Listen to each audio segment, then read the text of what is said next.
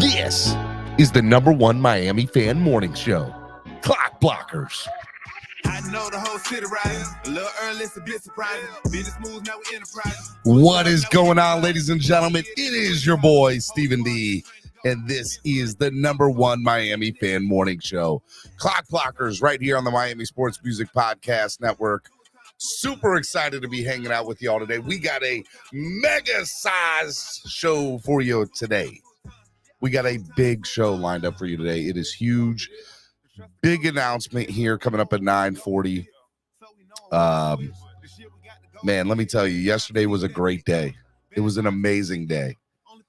And today's going to be even better. It's going to be super exciting, and I'm super excited to share it with y'all. I'm your host, Stephen D. You can follow me on all social media platforms at Stephen D. SKPL. Spread kindness, positivity, and love. Make sure y'all do that there. You can go on all social media platforms and follow me at Stephen D. SKPL. As I'm sitting here trying to produce and host at the same time. Hey, you can also follow Miami Sports Music on all social media platforms at Miami Sports Music and on Twitter at MIA Sports Music. Okay. Hey, make sure you hit the like button. Hit the like button. It doesn't cost anything to hit the like button. So on your way in, just tap it. It's free. It helps the channel grow. It's a big deal. Also, subscribe to the channel. We're almost at 10,000 subscribers. That's right. 10,000 subscribers. So today, do me a huge, humongous favor. Make sure you subscribe to the channel if you're not already. And if you are, share it with 10 friends. I'm serious, man. I'm serious. Take this here. Matter of fact, right here. I'm going to put it in the chat. What I want you to do is take this, put it in your phone, share it with 10 people. Do me a favor. Just share it. Just share it. Just share it with 10 people, what I just put in the chat. Text somebody, say, hey, look, do me a favor. Add a personal message to it.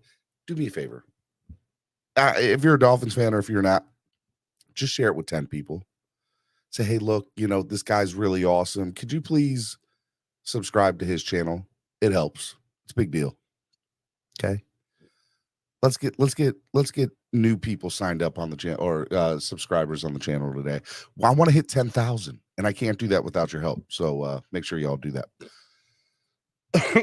What else we got here, man? The rundown. Oh, hey, look, you also want to sign up and become a member of the family. Make sure y'all do that today. That's for those of you who are watching for the first time, family is my Vin Diesel voice, just like he does on Fast and the Furious. And I want all of you to sign up to become part of the family. So make sure you join the channel, get access to perks, because, I want people to do it. I love it. I love it. Man, look, what in the world? I got Dougley Do Wrong in here this morning, and I got TD Fins Talk. Man, what? The two goats? What's going on? I'm bound down to you guys. What's up? Dougley Do Wrong and TD Fins Talk both in the building this evening or this morning. I'm sorry, I did a show last night, and I'm not used to doing a show, and I was saying good evening and then good morning. See what happens? Man, I love it. I love it. We got a big show. Wait till 9:40, y'all. 14 minutes away. Wait till 9:40. I love it, man. Okay, just so y'all know, I love both of you guys. You guys distracted me, but I would not be here today. I would not be doing this without TD and Doug. I need people to know that. They are absolutely both amazing gentlemen.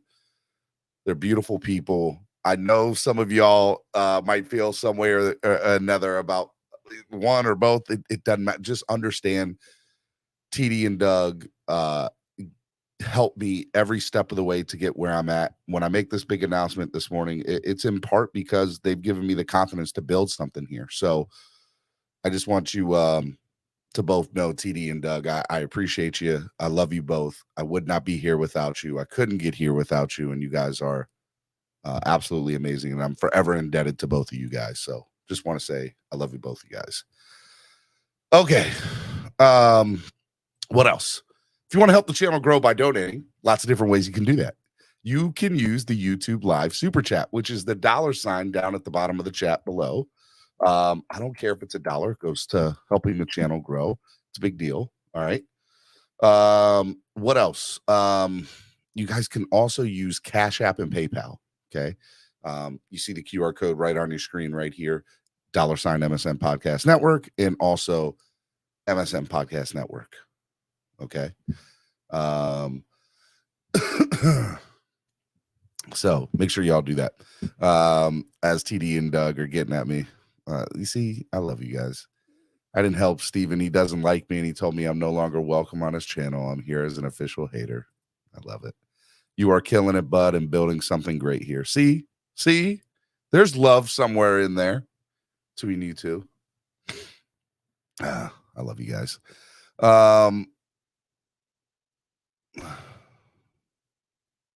Well, yeah. Okay. All right. I'm distracted. You guys are going ham this morning. Want to give a big shout out to sponsors of the show. Okay. Sponsors of the show. Absolutely amazing. ZSM Sports.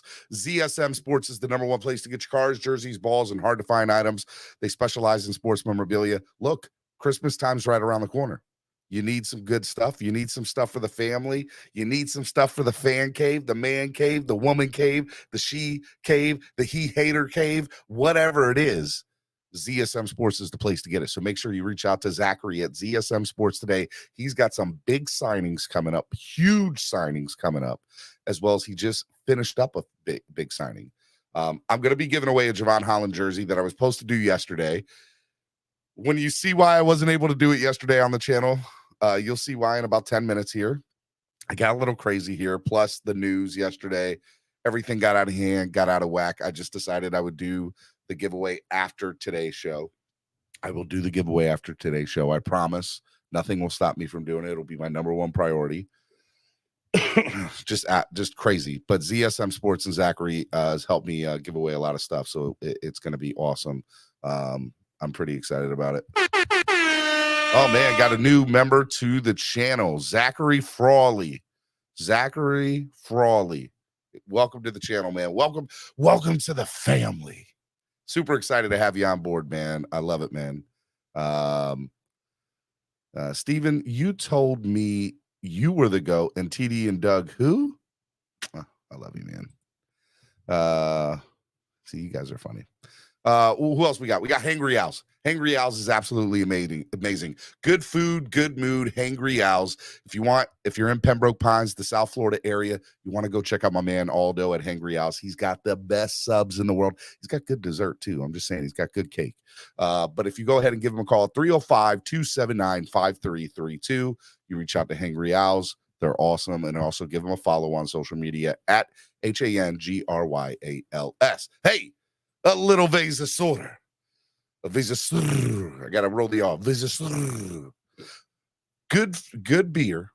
A beer that was created for the fans, by the fans, just like this podcast network. Okay? Born and raised the official beer of CLOCKBLOCKERS. We love some Vasasaur. And I love them being on board and being a sponsor of this beautiful podcast, the pregame show. I love having them on, and I'm excited to work more with them as we move forward in this relationship together. And I think they're going to like the big announcement this morning too. So it's a big deal. Hey, you need a great place to sit for these sporting events that are coming up. Like, Chicago this weekend. You're going to be in Chicago. You need a great place to sit. You're going to be down for the next home game. You need a great place to sit. GreatPlaceToSit.com. If you need tickets to any game, concert, or event, a GreatPlaceToSit.com is the place to go to. The price you see is the price you get. There are no ticket fees, which are absolutely amazing. But I'm going to do you one better. If you give them a call at 954-989-7979 and use the code word DWA, you will get 5% off on your tickets. It's a big deal. So make sure you do that. A GreatPlaceToSit.com. Absolutely amazing. And give them a call today, especially if you want to go see, the game this weekend in Chicago, or you're coming down from Miami for the Cleveland game. Go check them out. Their prices are great, and the price you see is the price you get. No ticket fees. And if you give them a call, you'll get 5% off on your tickets using the code word DWA. Last but not least, the title sponsor for our amazing, beautiful show, podcast, Tailgater. Tail Greeter, absolutely amazing. Download the app on your current Apple. I didn't say Crapple at all. Team Android all day. Or Android device today, and make sure you follow them on social media. TAILGREETER. We love Nick. We love Tail Greeter. If you guys want to go to the tailgate in 2 weeks for the Cleveland game, in the description below, you will see the link at tailgreeter.com for East 32 Dolphins tailgate, all-inclusive tailgate. You guys don't want to miss it. I'll be there. I'm coming. I know I said I wasn't. I decided that I am. I don't want to miss the party, and I don't want to miss the fun. So make sure you guys go on Tail Greeter today. All right. One last thing. Last night, if you missed it, I did an awesome hashtag Dolphin Chat episode with 3 amazing and beautiful people. I'm talking about the last 3 Miami Dolphins fan of the years. We had Ian Big E Burger. We had Mark NorCal Angelo. And we had the brand new, one of my best friends, Allie Dolfreaky Goodman, who was just recently named Miami Dolphins NFL Fan of the Year. We had a little sit down with them for about 45 minutes, and it was great. It was a lot of fun. If you missed last night's episode, please go back and take a listen to it. It was a lot of fun. I think you'll enjoy everything. Okay. All right. We're about 6 minutes away. I'm waiting for people to get in the back room here.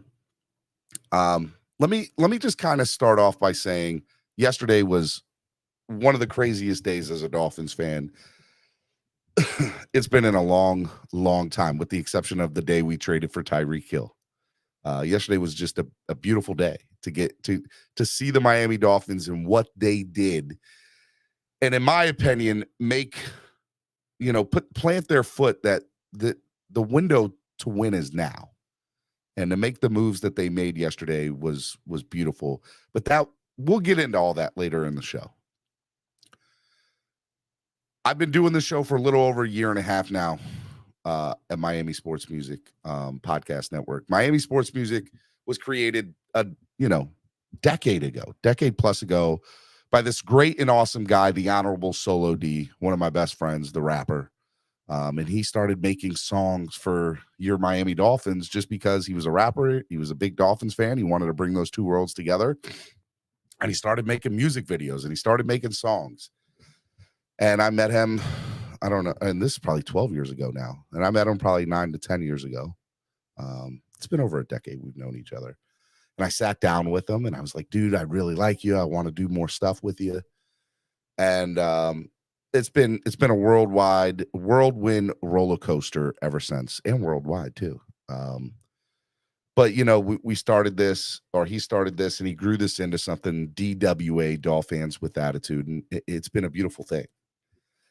And I've been in radio on and off for years, and when I was 8 years old, I wrote a list of things that I wanted to do.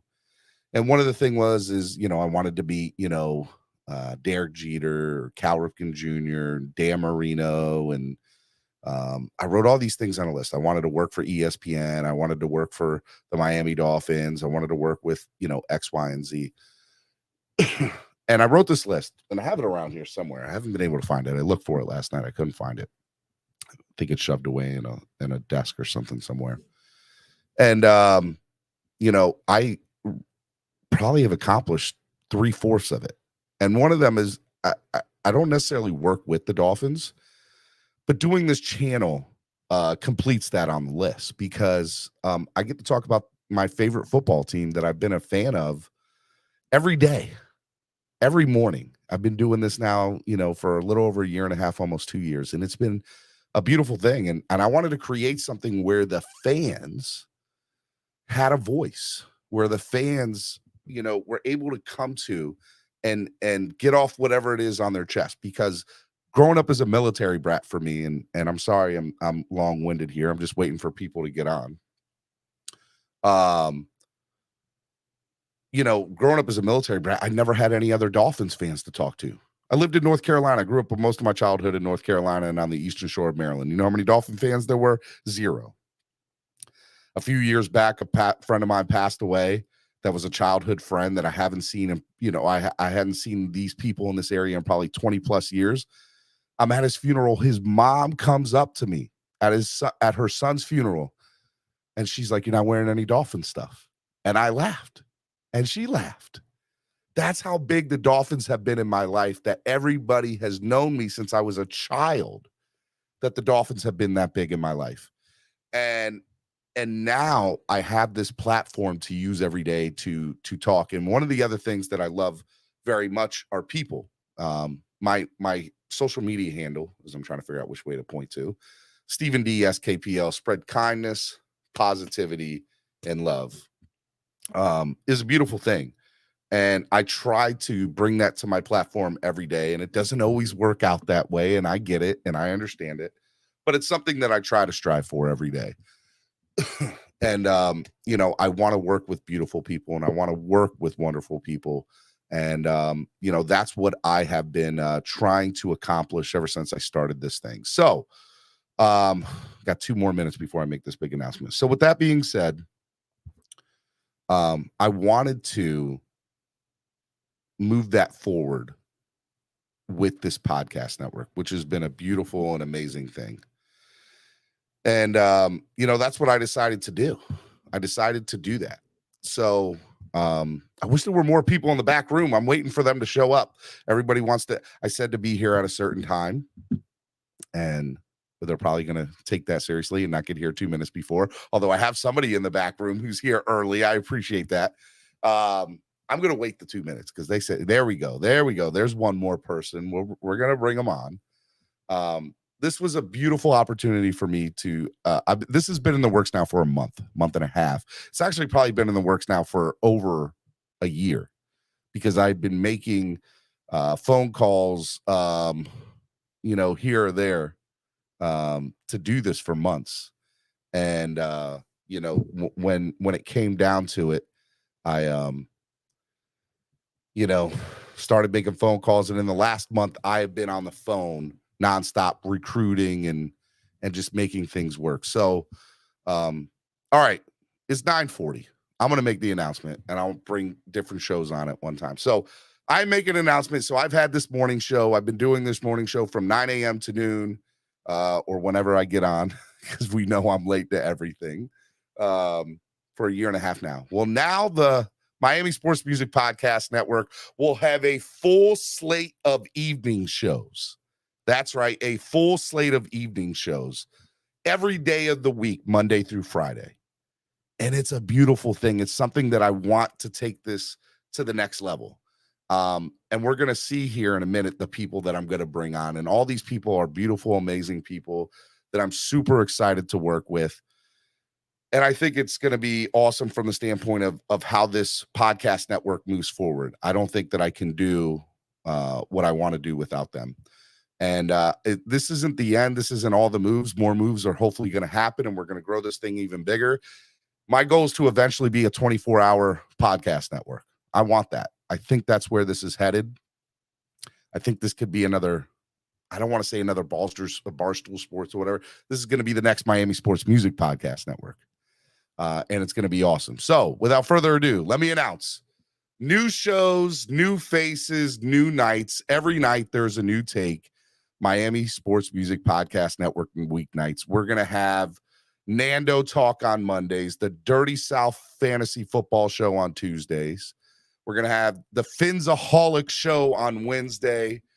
We're going to have Thursday night kickoff with Jason Sarney on Thursday. He's also going to be doing sports updates, hot shots, Miami sports hot shots throughout the week. We're going to have my girl Nonis. She's going to be doing Thursday nights. Friday afternoon, Nando's going to be coming on, which is going to be awesome in the afternoon, doing an afternoon show. And on Friday night, CB83 will officially be having a show up here. So without further ado, let me bring on some of these people one at a time. Actually, I'm going to bring them all on, and I'll just go around the horn. And I'm super excited. More people are going to be showing up here soon, but I'm excited to see everybody here. That is here. Yeah. Hello, good morning, everybody. Good morning. Good morning. Good morning. All right. You know, I've been talking to a lot of you. I'm going to start. The first I'm going to start with, because I know some people have a heart out and need to get out of here. I'm going to start with Eric Lee and Lorenzo Ice T Thomas. Lorenzo has been a family member of, you know, Miami Sports Music and Solo D for a very long time and have been a very big supporter of our podcast network, and not only our podcast network, the DWA, brand that is Dolphins with Attitude. And now I'm super excited that you're officially part of the podcast network. You're going to be doing a fantasy football show. And I just recently met Eric recently, but in the conversations, the quick couple conversations we've had together, he's a beautiful soul. And I'm super excited that he's a part of this podcast network. Gentlemen, welcome to the podcast network. I'm super excited to have you here. Tell me a little bit about your show. Can we hear you, Lorenzo? Lorenzo, we can't hear you. We can't hear you, Lorenzo. That's right. While he's trying to get his audio together, I'm Eric Lee. I'm the one of the hosts with the Dirty South Fantasy Football podcast. Lorenzo and I do it each and every Tuesday night starting at 8 p.m. where we get a chance and an opportunity to talk about the NFL, fantasy football from the perspective of Dynasty League, I got a dog back here making a bunch of noise. Oh, good. We talk Dynasty. We talk about traditional Superflex, Standard League. So we have an opportunity to talk about that, man. Have a lot of fun. Got a lot of guests that come on to the program. We want to thank you guys first and foremost for allowing us to be a part of the platform. We think we can grow exponentially by being a part of this. And Lorenzo, of course, is a huge Miami Dolphins fan. So we talk a whole lot about Miami Dolphins in the podcast. I got to temper him sometime because I got to let him know everybody's watching the show. That's not necessarily a Dolphins fan, but we have a great time. We're excited to be a part of this. Me personally, I'm in Atlanta right now. I'm doing I actually do sports radio for 92.9 The Game, which is the Atlanta Falcons and the Hawks radio networks. So I've been in radio for quite a bit of time and do a lot of sports talk here in Atlanta. But Lorenzo and I went to school together, so we got together to do this podcast because we are such big fans of fantasy football, and hopefully that you guys and your audience will like the content that we put out on a weekly basis. Man, we love it. I'm super excited to have you. And like I said, we recently just met each other, you and I love the podcast already because you guys have done a few episodes and put out great content so far. Right. But I think you're a better person just having a conversation with you. And that's what I wanted to bring. I want to bring beautiful people, man. And I'm excited to have you. Lorenzo, all right, can you hear me? No, we still can't hear you, Lorenzo. What is going on, Lorenzo? Well, everybody knows Lorenzo, so everybody knows Lorenzo. As Solo just put in the chat, Lorenzo was the first person to play Miami Sports Music on the radio, play a little bit of Solo D on the radio, which was absolutely amazing. He's gonna figure it out. He's gonna figure it out. I don't know how he's gonna figure it out, but we're gonna make it happen. He's gonna go out and come back in. So what I'll do in the meantime, till we get Lorenzo back on, is I'm gonna bring in the next person to this group, this beautiful group, who, like I said, a lot of people have a heart out this morning because they're at work. Batman 2423, who's at work right now, is going to be doing his show, the Finsaholic Show, on Wednesday nights at 8:30. Batman and I have developed a really good relationship, especially over the last month and a half, and it's been great. And Batman, I'm super excited to have you on Wednesday nights. I'm super excited to have you part of the team and do more stuff with the podcast network. But I'll let you say whatever you want to say and promote your show. Well, good morning, everybody. I appreciate it, Steven. Can you guys hear me? Yeah, we can hear you fine. We can hear you better than Lorenzo right now. I don't know what's up with Lorenzo.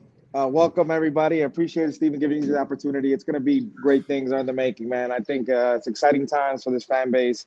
And even it's cool how everything that happened yesterday with the team, now this team is growing. So it's like, I like this. I love it. I'm excited. Debuting tonight, 8:30 tonight. So it's going to be fun. I'm excited, man. Check your posts, man. The Dolphins are going places, and I've never felt so good about a team in a long time. So I'm very excited. And it's awesome to meet you guys. If you haven't, I know I've met some of you, but if we're meeting for the first time, nice to meet you. I'm Batman 2423. Much love to everybody, man. Fins up. Batman, one last thing before you go, because you said this to me, and I kind of want to coach coach you into saying it again on the podcast network this morning. But one of the things that you and I specifically talked about was just, this platform that is YouTube and the Miami sports or in Miami Dolphins and having multiple platforms. And what was one of the reasons you wanted to come over and do a show with us? And I just want you to elaborate a little bit on that. Because I see big things happening, like the way Steven is involved in the community when he does his stuff here. It's something that I appreciate, and me being part of the community, I love it. Like I said, it's you see something special building. It's kind of like Voltron, it's something special is building, and you see it. You clearly can see it, and we got different flavors. People bring different things to the table. And that's what the community needs. And you don't see that from a Dolphins community like that. So we're getting it now. Steven is bringing something very special. And this is just the beginning. This is just the beginning. I agree, man. Batman, I'm going to let you get back to work. I appreciate it, brother. I love you, man. And I'm super excited that you're a part. You guys can catch the very first episode of the Finsaholic Show right here tonight at 8:30 p.m. and every Wednesday night. I don't know if I just said Thursday, but every Wednesday night at 8:30 p.m. So I love you, brother. And I appreciate you coming on, man. Thank you. Love y'all. And nice to meet you, everybody. Appreciate y'all. All right. Lorenzo's back. Lorenzo, is the mic on? We can hear you. What happened? I don't know, man. Welcome back. Eric and I just the Matrix was trying to get you in the glitch, my guy. Something in this something backstage must have muted my mic, or it just didn't read the my board. So Eric, we just did a show last night. So I signed out of the studio and then came back in. So I hadn't changed anything. So but no, I am so glad to be a part of Miami sports music. Of course, me and Steven, we go back quite some time, and Solo D and everything. And I just remember back in the beginning when Solo was just doing those songs, and he kept doing them. And sometimes it's so hard to do those songs after a Miami Dolphin loss. And as Miami Dolphin fans, we know how much we've been losing.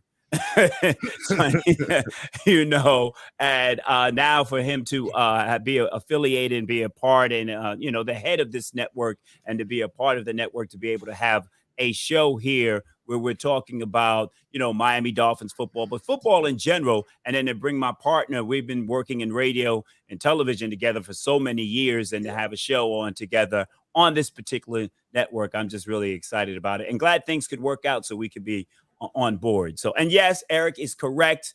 Everything comes back to the Miami Dolphins. So, everything comes back to the world. The world revolves around that. Yeah, and of course, yesterday's show was all Dolphins because of the big trades that we made. We're the headlines of the trades. We are the headlines. We are the epitome of the NFL right now. Right. So yesterday's show was all Miami Dolphins. So, but no, we are happy to be a part of the network, and on so many different occasions, it's great that we can work collectively to build something great. On too many occasions, people try to do things on their own, and if we all work together, we can build something massive, and then we can all make some money and get some notoriety, and of course get the loves and the likes and become insta famous and all those things that happen when you do well on social media. I love it. I love it very much. All right, man. I appreciate it, man. And Eric and Lorenzo, I'm excited that you're part of the family. I'm excited that you're here. And I will see you. You guys will do your first show this coming up Tuesday at 8 p.m. Eastern Standard Time. And I'm excited to see the good, amazing work that comes from you guys. And welcome to the family, man. I appreciate it. Go Dolphins. Go Dolphins. All right. You see? I love it, man. Lorenzo and Eric, I'm just super excited that they're going to be a part of this, and it's going to be a beautiful thing. All right, the next person that's up, I wanted to try to go in order, but Nando, I don't know if you can get on camera. Can you get on camera, Nando? I don't know. Nando, where you at, bro? Where you at, Nando? I'm actually not home right now, guys. That's why I wasn't able to get on. Okay, that's okay. Where you at, Nando? Can we see your beautiful smiling face? We want to see your face, man. We want to see your face, Nando. There we go. Look at that beautiful face. There it is. Look at that mug right there. What is up, guys? Nando does Tuesday mornings with me with our good friend Nicky Smokes from the Smoke Show, and Nando has been very gracious in hosting a couple of morning shows for me when I've needed to fill in. And so it just wouldn't be right without having him a part of this new endeavor, this new world that we are in, which is evening shows here on the podcast. So Nando's going to host 2 shows. He's going to host the show on Monday nights at 7 p.m. And he's going to host another awesome show on Fridays at 2 p.m. called the Lunchtime Rewind. And they're both going to be hour shows. They're going to be awesome. And Nando's going to host both of them. So Nando, I want you to say whatever you want to say and promote the shows. And the floor is yours, my friend. Hey, look.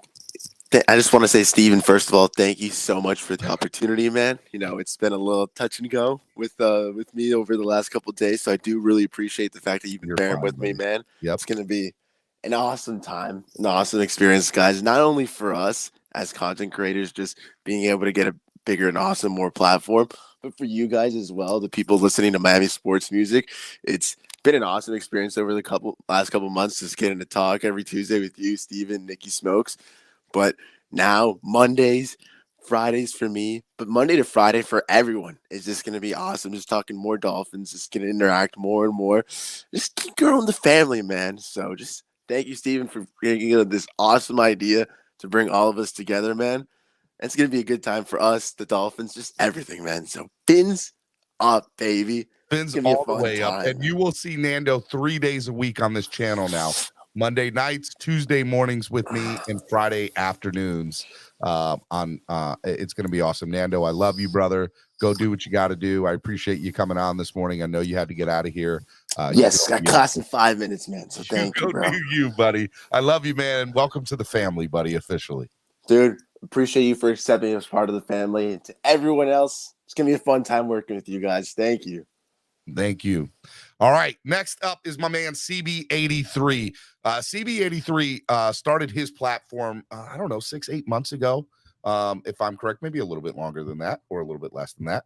But I've been watching what he's been doing from afar, and I really enjoy the way his production, the way he's done his platform, and not only have I enjoyed the way he's done his own platform and a show and everything. He's such a great human being, and the conversations, the few conversations, not as many as I want, and hopefully we have more as we move forward. You just a beautiful person inside and out, man. And you're such a doll. You're such a doll, Steve.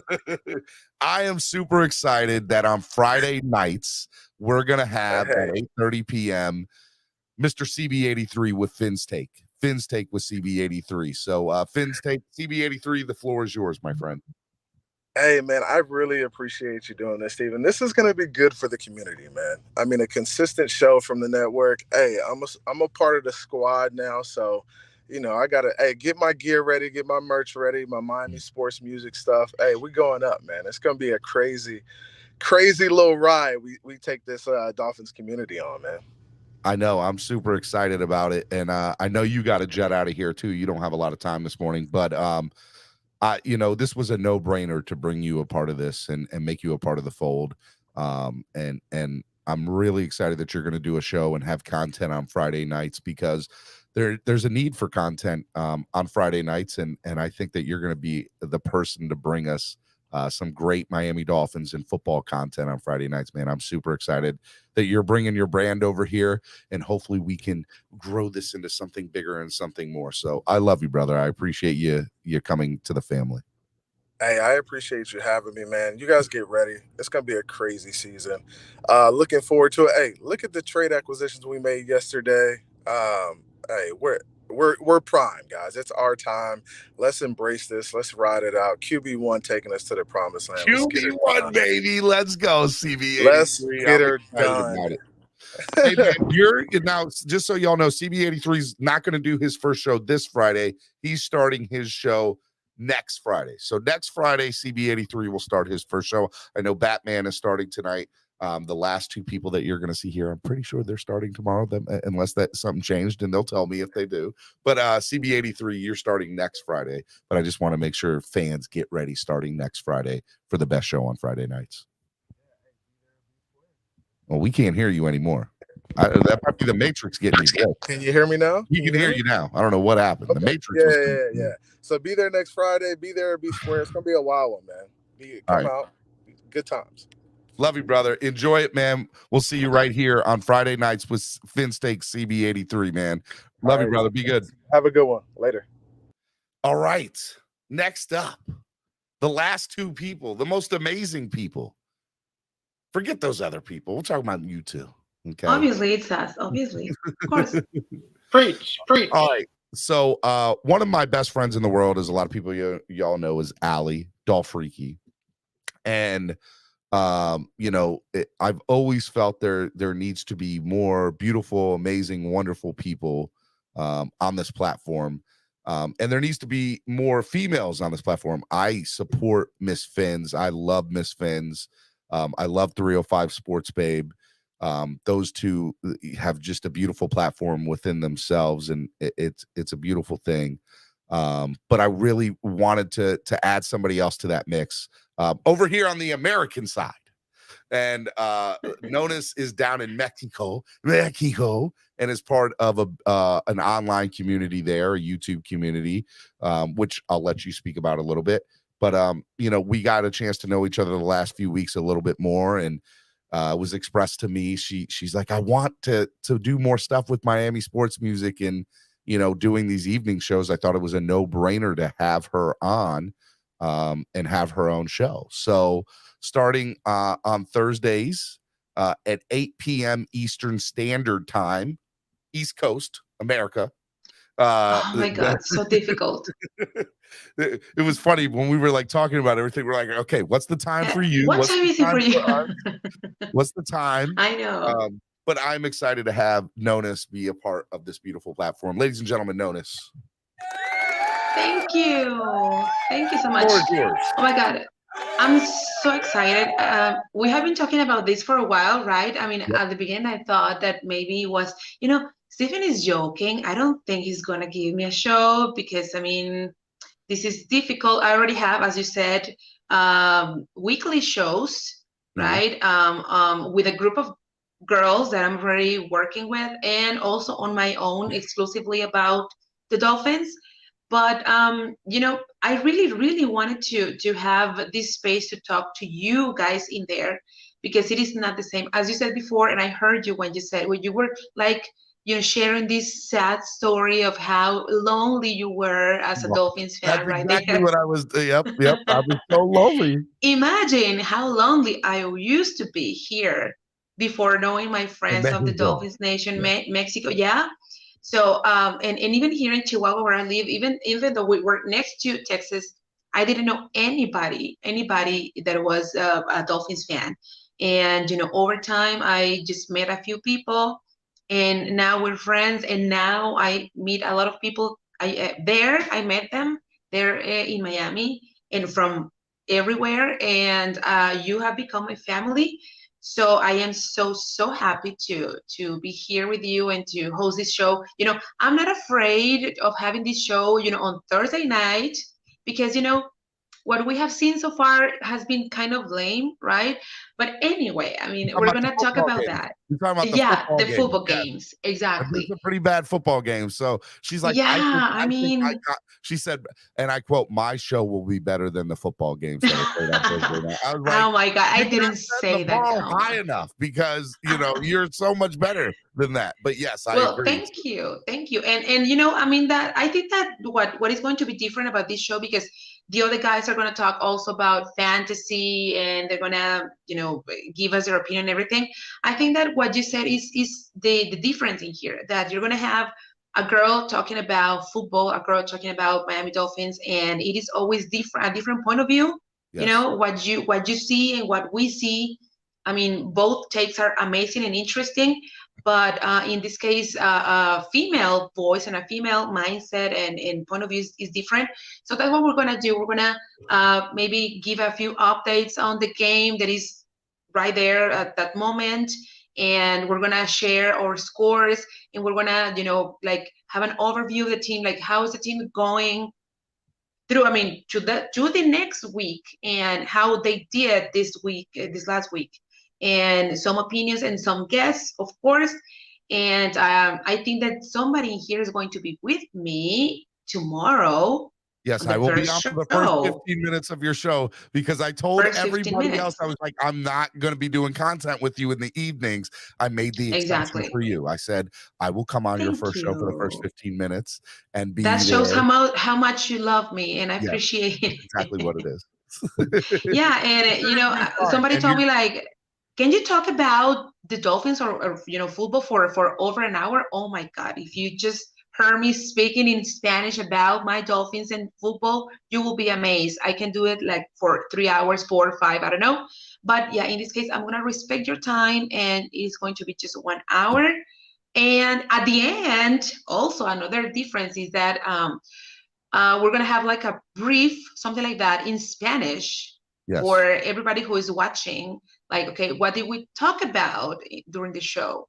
You know, in Spanish, like very quickly, and that will be Spanish-speaking recap at the end of your show. So for those of you who don't know, and you should if you watch the channel, we have Hellfins on Tuesday nights at 9 p.m. They have been a part of this beautiful network. Armand, Paris, Chochos. All three of those, I love all three of those guys. They need to know that. All three of you I love very, very much. And you know, they've been doing a show on Tuesday nights in Spanish. And it's beautiful because you know, they're great guys. And so when Notice came on, I was like, I don't know, you know, not that I don't want to have multiple Spanish speaking shows. I just want to make sure that we build them up more and everybody kind of has their own thing. And I said, are you going to do your show in English or Spanish? And Notice was like, I want to do it in English before we could even get it out. And I was like, okay, fine, perfect, great, love it. And so Notice is going to be doing 50 or 90% of her show up until almost right at the end in English. And then she's going to do a Spanish speaking recap at the end of her show, which I love. It brings both. Yeah, and you know, everybody's going to learn a little bit more of Spanish. So that is a good thing too. Yes. Yes, it's going to be awesome. It's going to be. You know what? I'm going to tell you something. You have been today saying like how everybody has to go because they have their job and everything. Today was my only day off, and I mean, it's 8 a.m. right now. So I had to get up at like 6:20 a.m. 6:20 a.m. You know, to be here. Thank you. That shows how much I love you. Well, I appreciate it. There's so much love here. There's just so much love. I know. Well, look, I'm super excited that you're a part of the family here now. I think we got something great. So on Thursday nights, ladies and gentlemen, Notice Nights on Thursdays at 8 p.m. Eastern Standard Time. Notice will be doing her show here, and I'm super excited that you're a part of the family. I'll be on for the first week, and then your first month, you got all guests set up, and there might be some other wonderful, amazing ladies within the world of the podcast network, or of not just the podcast network, but the Miami Dolphins community. You know, maybe Dolph Freaky, maybe 305 Sports, maybe Miss Fins. So that's right. You know that I like to call us, you know, the queens of the Miami Dolphins because I want to, and yeah, they're gonna be with me. There's here. 4 of you that are really big, right? So I feel I don't want to say Charlie's Angels. Maybe I'll say Steven's Angels, right? Something like that. Oh, look at you! I hope Allie, you always find a way. Yes, of course. Why not? I like it. Let's go. Why not? Of course. All right. I love you. Thank you for coming on, and we will see you on Thursday nights right here on the Miami Sports Music Podcast. Of course. Super excited. And see you, Jason. Yes, Jason's going to be. Well, I think a couple of cameos. Yes. Yes, of course. Yeah, exactly. It's going to be a lot of fun. You're going to pass the torch for a little bit. I'm going to be there, like, you know, I'm here. I was a very below average Spanish student in high school, so maybe you could help me refresh the limited knowledge that I have. So Notice's show starts at 8. Jason's show starts at 7, Thursday night kickoff. And Notice is going to come on Jason's show for the last 5 minutes of his show. So maybe what you can do, Notice, is every week you can teach Jason a new Spanish word. Of course. I want to know how to analyze the punching game in Spanish. That's what I want to know. Yes. That's what we're going to do. And that will be very entertaining for everybody, you know, to see him struggling with Spanish. Yes. Who's assuming it's going to be a struggle? No, it will be. And I will. It will be. Yeah. And it will be fun. Okay. So Jason, you'll be my brother on this. You'll be my brother on this. I'm so happy. Hermano. Yes, exactly. Wow. Notice, oh my God. Get out of here, Notice. I love you. I'm gonna go back to sleep. Come on, Stephen. Oh my God. I wish I could. I gotta sit here and do another few hours. So I got you. I understand. I'm gonna work too. I'm a teacher, and a teacher job never ends. Right? Never ends. That's right. All right, Notice. I love you. I will talk to you, and I will see you tomorrow night right here on the Miami Sports Music Podcast Network. Bye. Hasta mañana. Oh, look at you showing off. You're showing off, dude. 7th grade Spanish. 7th, 8th grade. Come on. All right. So the last person, you're not last, man. You're first. So Jason and I have had a personal relationship, friendship for probably a year plus now, if not more. Couple of years now that I think about it. And it's developed and grown over the last couple of years. And Jason is somebody that's in this community and has done stuff within this community. And I wanted him to feel comfortable coming over. And part of that was just the last few Fridays Jason has been hosting with me. And I just felt this connection there that I knew that we always had. And I was like, Jason, you need to do more content with us. And Jason was like, let's do it. Let's go. So I'm super excited. Jason's going to be doing a few things with us. Okay. So Jason on Thursday nights will be doing Thursday night kickoff starting at 7 p.m. So his show will lead into Nonus's show, which will be great. We'll have 2 shows back to back on Thursday nights. But Jason's also going to be doing throughout the week Miami Sports Hot Shots or Hot Shot. I don't know what you've decided to call. I said Hot Shots on the thing. And basically Miami Sports Hot Shots are these 3-minute sports updates that will get uploaded to our podcast network on YouTube. And Jason's just going to update us on what's going on if the Miami Marlins make a move or the Miami Heat make a move or what's going on in the world of hockey in Florida or Miami Dolphins news. So he will be giving us Miami Sports Hot Shots, about 3-minute videos, 3 to 5 times throughout the week, which I'm super excited about. It just brings us something else to this podcast network that it will hopefully evolve and grow and be a great thing. And on Fridays now, I kicked Cameron out on Fridays. I said, go to Thursdays where you belong. So Cameron will be hosting Thursday mornings with me as he's been doing, and a great job. And Spread Kindness Fridays will now be hosted with Jason Sarney, along with myself, on the Thursday morning platform. So you'll see Jason on this platform multiple days out of the week. You'll see him have his own show on Thursday nights, Thursday night kickoff with Jason Sarney. And you'll see him do the sports updates, and you'll see him on Friday mornings with me, which I'm just really, really excited about. So, Jason, the floor is yours, my man. Well, first and foremost, I very much appreciate you, Steven. I appreciate what all you folks are doing over at Miami Sports Music. So congratulations to, I guess, my draft class this morning coming on it together. So this is a really awesome platform, plan, and I love the future of both this network and the Miami Dolphins. So really all across the social media landscape, this is the time to get positive conversation in there. It's a fun time for this community. So happy to be a part of it. And really just Fridays have been awesome lately, my man. So really, truly can't wait to continue that on a consistent level and to get fully immersed with DWA. Can't wait to be a part of this, man. I know, man. I'm super excited that you're coming on board. I think that, we're going to be doing a lot of stuff. Jason is also going to help us evolve more content, not just online, going to be doing other stuff. Won't get into too much detail. But Jason's going to be a big help of us moving forward with other content for the podcast network. It's going to be growing. What I'm trying to create here is something, that, I believe can be huge. I think that there's, a need for it in South Florida and South Florida sports.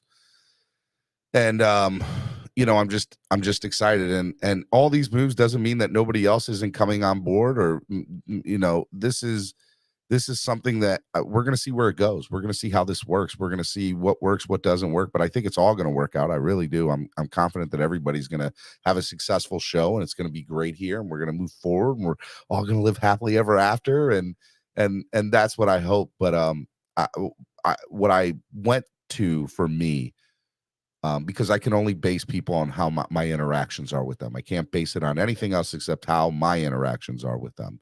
And for me, everybody that you saw this morning, I've had amazing interactions with them, and not just interactions. I've had personal relationships with them too, and talked with them about a lot of different stuff. So it's gonna be a lot of fun, man. It's gonna be a lot of fun, and I'm super excited about it. And I'm excited that you're on board, Jason. I'm beyond excited. And when you initially, I love our online talk, but when it goes to like the phone, when I get like the call from Stephen Daniels, I get very excited. And when you made that call a couple of days ago, a week or so ago, I just had a feeling like, all right, I think the timing's right. I think this is now the time to kind of expand. Yeah. So I love it. I'm very comfortable. And the thing that I love the most about what all of you guys are doing is it's you do such a good job, all of you, on this Solo, Ali, everyone on this platform, of just putting a flag into the community and saying, here we are, come on in. Not leave, not, I don't know, I don't think you're able. Come on in. Inclusion. That's what I'm all about. And part of what I'm going to do on the show and our time together is just immerse this community in all things positivity. And that's where I think we match. Yeah. Yeah, man, I love it, brother. And I'm excited to work with you on Friday mornings. I'm excited to see what you do with sports updates. I'm excited to see what you do with other content as we grow and get bigger and expand. But I'm excited that you're here, man. Happy to be here. And yeah, I mean, beyond the field of stuff within the Dolphins world, I love talking about that. That's first and foremost. But, we're going to do fantasy. We're going to do gaming. I love my card collecting. We're going to throw some fun aspects of that in there, product rips, maybe Dolphin-centric giveaways. So, and Steven, I throw a curveball with some surprises every now and then. So I guarantee you there'll be some surprises on a consistent basis. Yeah. It's going to be good stuff. All right, ladies and gentlemen, Jason Sarney, Thursday night kickoff with Jason Sarney, and Friday mornings with me on the morning show, Spread Kindness Friday. And you'll be seeing him do Miami Sports Hot Shots weekly, uploaded to the podcast network, which will be great. So love you, Jason, and we will see you soon right here. Are you doing your first show tomorrow? Tomorrow we'll be ready to roll, and we'll prepare for the football game on Thursday night. We're hoping that our lineup will be more action than the football, so that's a low bar, but we'll make sure you go into that game ready to profit at least, right? Yeah, I like it. I love it. All right, man. Love you, Jason. Be good, buddy. See you tomorrow, my friend. All right. That's it. That's the news. That is the news. I'm going to do the morning show this morning, guys. Don't worry. But I'm really excited about this. New shows, new faces, new nights. Every night there's going to be something. We're still going to have my wonderful, amazing Spanish-speaking guys on Tuesday nights at 9 p.m. Don't forget about Hellfins. We love them. They're amazing. And this isn't it. This isn't over. We might be bringing back some other shows that were here in the past. We might be bringing on even more new shows, and we're going to keep growing. We're going to keep expanding. It's going to be a beautiful thing. And just so people know, because I have a lot of people asking me in the chat, Roach, my man Roach, who was my producer for the morning show here for a couple months. Love him. He's working. He got a job. He had to go make some real money, and not that I paid him. I didn't pay him anything. I didn't have the money to pay him. So he had to go make money and work a job. So Roach is still a beautiful person of this family, will always be. He's laying pipe, as he just put in the chat. But there's no, I love Roach. He's still my guy, still my brother from another mother. And I'd like to have him back one day. But right now this is what happens. So just so you know, there's no Roach. There was no bad breakup. There was nothing wrong there. Roach just went to go work. That's it. He went to go lay pipe, as he just put. So I love you, Roach. I saw a lot of people in the thing saying, what's going on? But yeah. All right. But that doesn't mean the morning show stops. We still have the morning show. We still have this beautiful thing called Clock Blockers. And we're going to be doing it big, and we're going to be doing it better. And what the great thing about this is Mondays we'll still do Victory Mondays. And then Tuesdays will be, hot takes with Nando Talk and Nicky Smokes. Wednesday today will be a great thing called WildNOut Wednesdays. Wildin'. And Thursdays I'll have Cameron on and our girl Tamaris with celebrity NFL picks, which I love. And I love Cameron. Cameron's my brother from another mother, and we'll do Thursdays with him. And Fridays I'll get to do Spread Kindness Fridays with Jason Sarney. And life is good right now. Life is great. There's a lot of things. This is what I need from you all as listeners before I get into everything from yesterday. I need y'all to keep watching. I need y'all to keep sharing the content. After the show is over, share it. Send it to people. I need y'all to, keep on subscribing. I know you can only subscribe once, but if you can have other people subscribe, we can't grow without y'all. And the last thing, and certainly not least, donate to the channel. We're not where I want to be, with revenue or income or anything like that. To be perfectly transparent and 100, the people that you see that are sponsors of the show, that they're able to give what they can give, and we're still in the red here. So when you guys donate, even if it's $1, it goes such a long. We're still pretty much sourced and funded by what you guys donate on the channel. So just understand that, and understand it's a big deal when you guys donate. Even if it's $1, it goes such a long way. And you guys see what I'm trying to provide here. I want to give you guys content 24 hours a day. I want to give you all some amazing and beautiful things to watch and just have a place to come to and enjoy. And remember, not everybody in the evening show is going to be like me. Everybody's going to do their own thing. They're going to have their own way about going about stuff. And I've given all these people, full discretion to run their show the way that they want to run it and how they want to run it. And I don't want to step on their toes, and I want them to feel that they can do their own thing. So I'm excited to see all these beautiful people have their own show and become a part of it and just be with the family. So it's going to be good stuff. So you guys got that. You understand that. And that's what's going on. It's going to be great. All right. So I hope you all enjoy that. Donate to the channel right now. Help the channel grow. Become part of the beautiful. We just had one person sign up to become a member of the channel. How many more people can we get signed up to become members of the channel? Remember, there's subscribers and then there's members. Members are paid, subscribers are free. How many more members can we get? And keep on, telling people to subscribe and donate. Yes, donate to the channel. So now we will have content every morning, Monday through Friday, and every evening, Monday through Friday. You can't go wrong here. Miami Sports Music Podcast Network's taking over the world. Whoa. All right. Y'all ready to get this show started? I know I am. Let me tell y'all. Let's get right into it, man. Yesterday was a huge day. New additions to Miami at the trade deadline.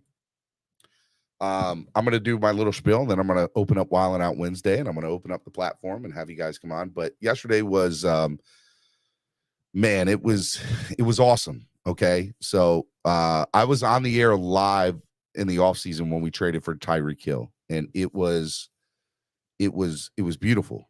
It was beautiful. Let me tell you. I screamed, I went nuts. I went crazy. And leading up into this week, I was like, I know the Dolphins need pieces in order to really make this a run at this. I know that y'all think that I'm very, what's the word? A homer, a two-in-ear, whatever you want to call it. I do believe in Tua. I do believe that he is the best thing for this franchise. I think he's an upper echelon, if not getting to be an elite quarterback in this league. I'm enjoying watching him play.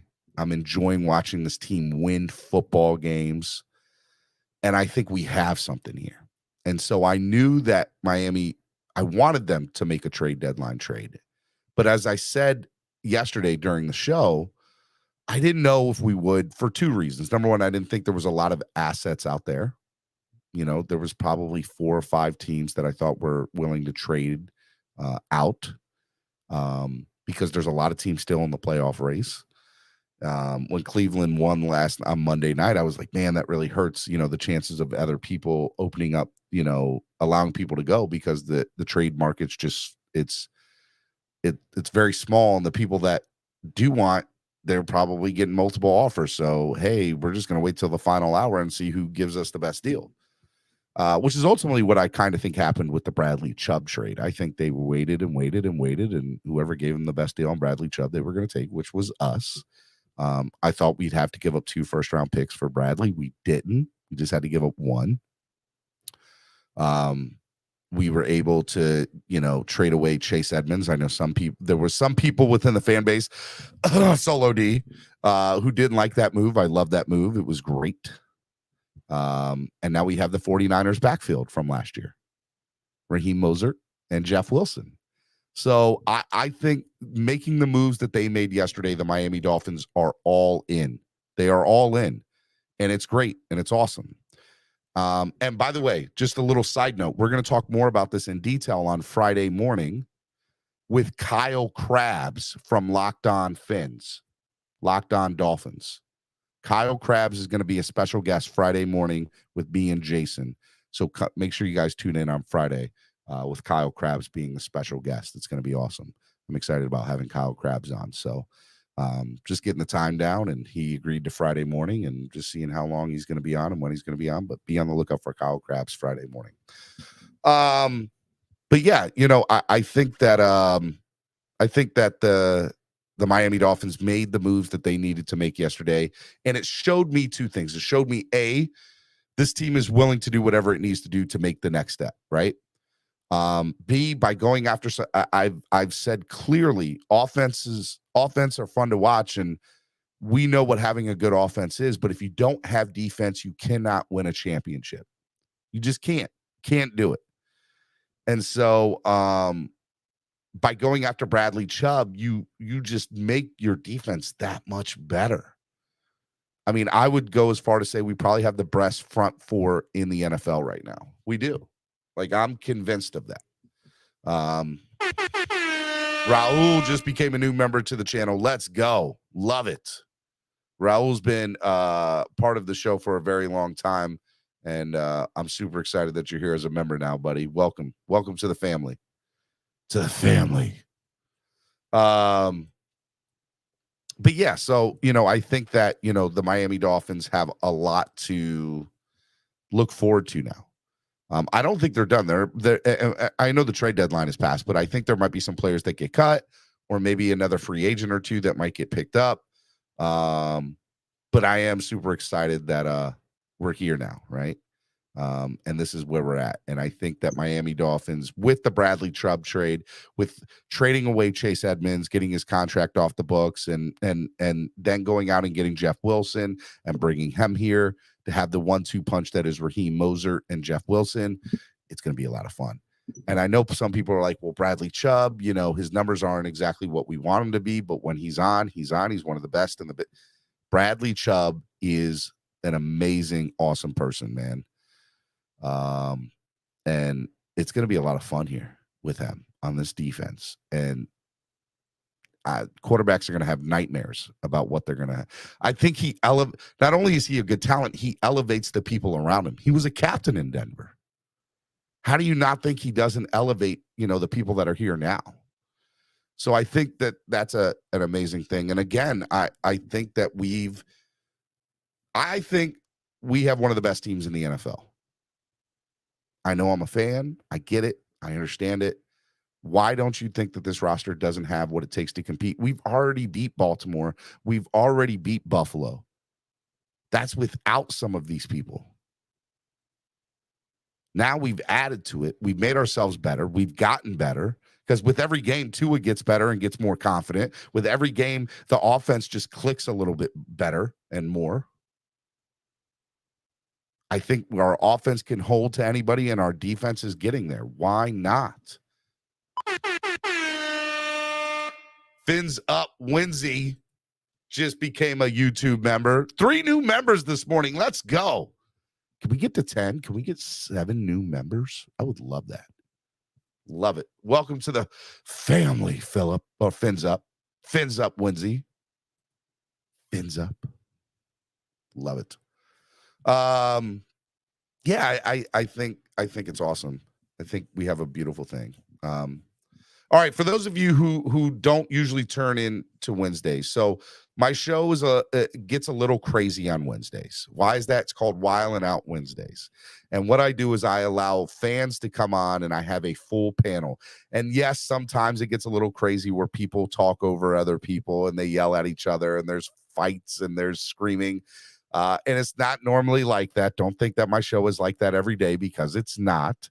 But Wednesdays, that is the time that usually happens, and it's called WildNOut Wednesdays. We have a couple of rules for those of you who are new. Daddy Dean just became a member of the channel. Let's go, Daddy Dean. There we go. We got 4 now. 6 more new people. Come on, let's get 10 new people to the channel this morning. Let's go. Love it. But yeah, so there are rules to how we do WildNOut Wednesday. Number 1, as I have on my morning show each and every morning, there are no swear, the swear jars in full effect. Please don't cuss. We want to make this family friendly, as work friendly environment. I know that can get away from us sometimes. That it is there to deter us from cussing, so that we can make this a work friendly environment show. And I know sometimes that doesn't always happen, especially on WildNOut Wednesdays, but respect the swear jar. Everybody has a clean slate right now, as far as I'm concerned. The other thing is, if you are saying something and somebody donates $10 to kick you off, you're gone for 10 minutes. Okay. Somebody donates 50, you're gone for the day. If somebody donates, I think it's 200, you're gone for the week. And if anybody wants to donate more than that, kick somebody off longer than that, get at me, because I don't have the sheet in front of me. But to me, it's in good fun. It's not meant to be a bad thing. It's meant to, help raise money for the channel. It's helped to give the fans that are watching control of the channel. And it's going to be a lot of fun. So I'm not even prone to the 10-minute timeouts. I can be kicked off for 10 minutes at any point in time. So yeah. So unless there's like one person on the platform, somebody needs to host it. So but otherwise than that, we're good. So that's how WildNOut Wednesday works. Respect the swear jar. All cuss words are $1, except the F-bomb is $2. Once you get to $5 limit, I kick you off until you pay up your swear jar, or somebody pays your swear jar for you. Again, just try not to cuss. That's the whole goal of it. And if you don't like what somebody's saying, or you think they're talking wild or reckless, you can kick them off. You can get them out of here. Okay, it'll be fun. All right, so let's enjoy it. Let's have a good time. It's WildNOut Wednesday right here on the Miami Sports Music Podcast Network. Make sure you hit the like button. Make sure donate to the channel. Help the channel grow. And reminder, the jersey. So I was supposed to do the jersey giveaway yesterday. I know some people are asking. I did not do the jersey giveaway yesterday.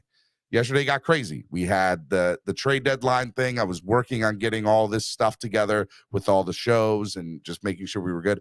I will be doing the jersey giveaway after today's show. After today's show, I'm going to get all these names officially down in a thing. I'm going to set it all up in a spin the wheel. I'm going to come back onto the podcast network live, and I will do the jersey giveaway this afternoon. So I apologize for not doing it. It'll be interesting. Okay. All right. I'm dropping the link. Let's go. Let's do it right now. I apologize for not doing it yesterday. It was a trade deadline. It got crazy. It got insane. So we'll do it after the show today sometime when I get everybody's names set up in the thing. As you could see, it was a little crazy, and I had a big announcement to make today. So yeah, I appreciate your patience with me on that. All righty. I pinned the StreamYard link to the top. I'm going to wait till a few people get on. Just want to remind y'all where 4 people have, become members of the family. Can we get to 10? Can we get 6 new members today to the 4 we already have? That'd be awesome. I'd love to see it. It'd be great. And remember, if you're on camera, I'm more prone to putting you on to the platform over other people. So if you can be on camera, I love that. You don't have to, but I love it if you could. T. Christopher Carter. Let's go, T. Christopher Carter. Love it, man. There we go. We got five new members today. Can we get 5 more new members? Let's go. Let's go. All right, first couple of people to get up here. My man, all the way from Germany, Franzi. Good afternoon. Gesundheit. Show for you today. Yeah, big deal here. Of new shows, 5 new members. I know. Congrats. Insane. I know. It's awesome, man. Victory Monday this week. I know. It was a great week so far, man. We had Victory Monday. We won at the trade deadline on Tuesday. And here on WildNOut Wednesday, we just found out there's now all this new content in the evenings. Life is good if you're a Dolphins fan and if you're a fan of Miami sports music. It can't get any better. You know what else can't get any better? Alex, what's up, man? Good morning, buddy.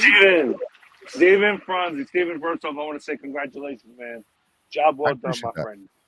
I'm excited. You know, keep on doing the great work, and you know, many blessings to you as well, and your families, and your family as well, bro. Keep up the great work, bro. Keep up the great content, man. I'm so proud of you.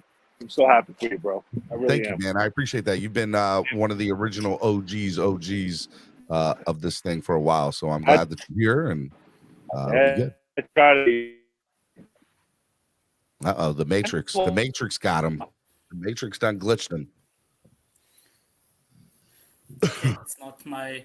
I don't know. The Matrix got Alex. All right, next person to come on this morning, Mr. 72. What's up, Mr. 72? What's up? What's up, everybody? What's up, baby? How's it going? Man? It's going great, man. It's going great. You checking your pulse? Dude, am I? I'm definitely checking my pulse. Life is good right now, cuz. Lombardi. I know that guy. I can't wait to Arizona. I can't wait to the end of February. That's right. It'll be good. All right, let me bring on the next person, Matthew Fins. Matthew Talks Fins. What's up, Matthew?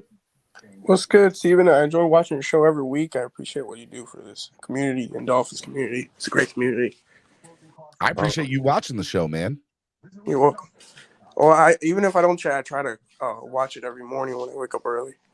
Well, look, man, I love that you're here, and I like this little panel. We don't, Mr. 72, Matthew Finstock doesn't come on often. I like you guys, and Alex hasn't been on a lot lately because he's working, so I like that he's here. And Franzi, it's tough for him because he's in Germany. And now this is a great little panel. That's so cool. We got a German fan base now. Like, that's so cool. Yeah, we got a T-Mobile rep as well right here. So wow. We get international out here, bro. Franzi probably feels the same way. Franzi doesn't have a lot of, it's probably tough to follow a lot of other Dolphins fans, and then you get to come onto a panel and you get to talk about your favorite football team, which is awesome. Franzi, what did you think of the moves yesterday? As I said, it's the second victory Monday of the week. The second victory Monday of the week. I love it. Victory Monday, victory. Hey, Franz, that's a great take, bro. I like second that. Victory Monday. I like that. Victory Monday of the week. Hey guys, look what I'm doing. Look what I'm doing right now with the as a sales rep, taking out the trash. Look at this. Taking out the trash. Is that what the Dolphins did yesterday with Chase Edmonds? Oh, I'm sorry. I think. That's me. I seen a Buffalo Bill in there. You saw a Buffalo Bill in there? I think there's a Buffalo Bill right here. I just look. Oh, there goes the New England Patriot and a Buffalo Bill and a Jet. And a Jet. In the trash. All right, let me bring on my brother from another mother, my man Lewis. Hey, listen, it's been too nice on WildNOut Wednesdays. Nah, I'm just playing. Listen, Steven, you're doing great. You're doing a great job. I'm proud of you. I know the hard work you put in, so it's great to see that the channel's just building. But who wants the damn smoke? Who wants WildNOut? Swear jar? Swear jar? We got $5. I got $5. You got $4 Okay. now. Okay. All right, I'll start it off. Who wants to Right smoke? here. Hold on. Let me say hello to Shake Money real quick. What's up, Shake? Go ahead, Shake. Hey, what's going What's up, on, man? Shake? I'm at work, but I just wanted to come up here and say congratulations and fins up, and you know what I mean? I'm ready to hear all the smoke, man. You know what I mean? Oh, So y'all are like I ready. said, like I said, I mean, what on earth could anybody be upset with today? Like, let's be honest. There's nothing that anybody should be upset with.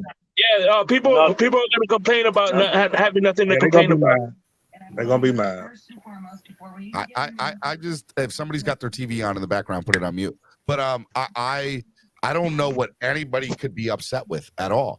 There's nothing that anybody should be upset with. Like, I'm mad, Steven. I'm mad, Steven. The Dolphins don't give me nothing to be mad about.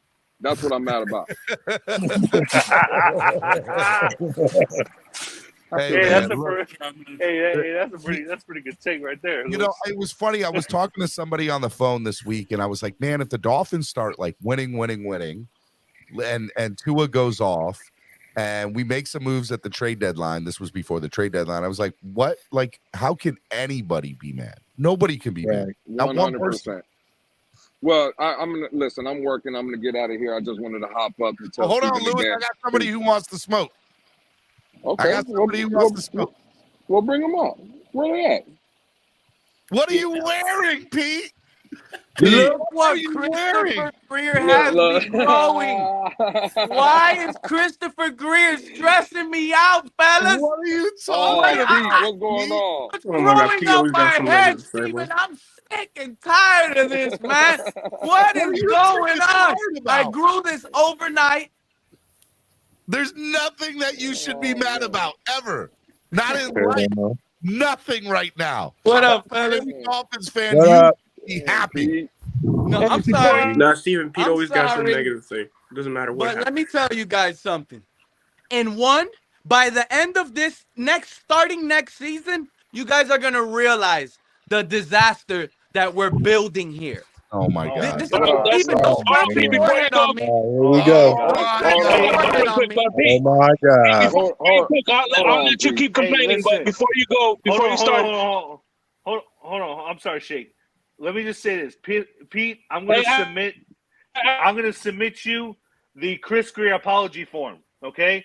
And I'm gonna put your name in capital letters on it, and I'm gonna submit it to you. And I'm waiting for it to be submitted back to me.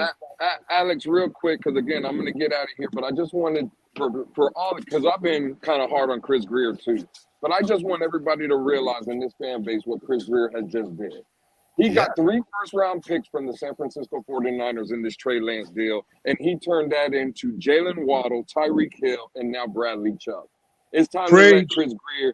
It's time to let Chris Greer. It's time to let Chris Greer. No. Hey, Louis. Hey, hold on, Louis. So what do you do? Hey, hold on. This is how I know people just read titles, come up, and say the same things other people are saying. Hey, Louis, so I'm going to ask you, how is that the truth, bro? How is that the truth? How much did it cost us to get Tyreek Hill? How much did it cost us to get Tyreek Hill?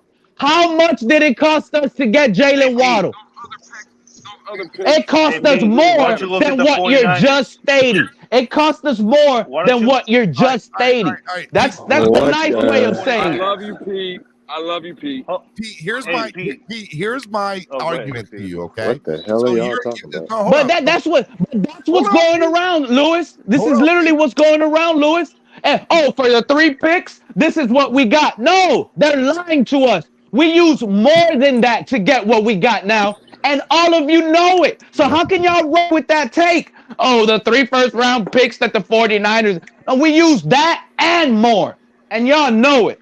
All right. What's the point? What's the point? Look at the 49ers. The 49ers went all in. Please let me get him. Please let me get Pete. All right, Pete, listen to me, pal. If you understand, I haven't got timed out yet. Hold on, Pete. You are mad because the Dolphins gave up all these assets to go after these guys, right?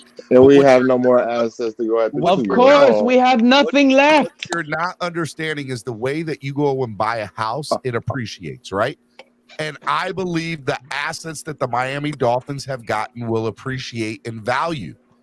Understand that if we need to trade somebody down the road to get these assets back, they're there in perpetuity. Steven, players. Let me tell you something, Steven. There's not one mad Bronco fan that they lost Bradley Chubb.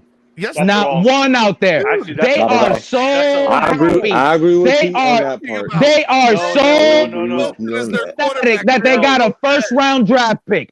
Only Dolphin fans are happy. We got Alex, please. We literally got an outside linebacker. Hey, we're out here with an outside linebacker. In 5 years, he's literally missed 2 seasons worth of injuries. He was never worth another first-round draft pick. He's only had 1 season of over 10 sacks. What is so dominant? Right, Pete. You're right. No Denver Broncos fan is upset about how losing old is Chubb. Bradley Chubb? Is he 30 years old? Is he 31 years old? Is he 32 years old? How old is he? Kevin Lee got him out of there. Super Bowl bound guys. Chubb gonna give Allen nightmares. Let's go. Get out, Pete. You know, but here's the thing. You know, I understand Pete's take, and I totally get that. But little does he know that Bradley Chubb's only 26 years old. He's entering the prime of his career. Okay, and with Tyreek Hill as a superstar in this league, one of the best, easily top 5 receivers in the league. Mm-hmm. Okay, Jalen Waddle, the same thing, and Bradley Chubb. Again, not only is he 26, but he's one of the best pass rushers in the NFL. So you got I agree down the AFCs. I agree. But I'm sorry, Louis. Hold on. I'm sorry, bro. I apologize, man. But you got Von Miller. You got Bradley Chubb now, and the Jets have a good pass rusher. And I don't know what the pass rusher is over there, but now the AFC East is stacked with great pass rushers now. And with that being said, this team is all in right now. Super Bowl bound. They wanted Chris Greer has easily made this a winning culture right now, and players are going to want to come here. Next year, free agency should be very interesting as well. I agree. Ahead, I agree.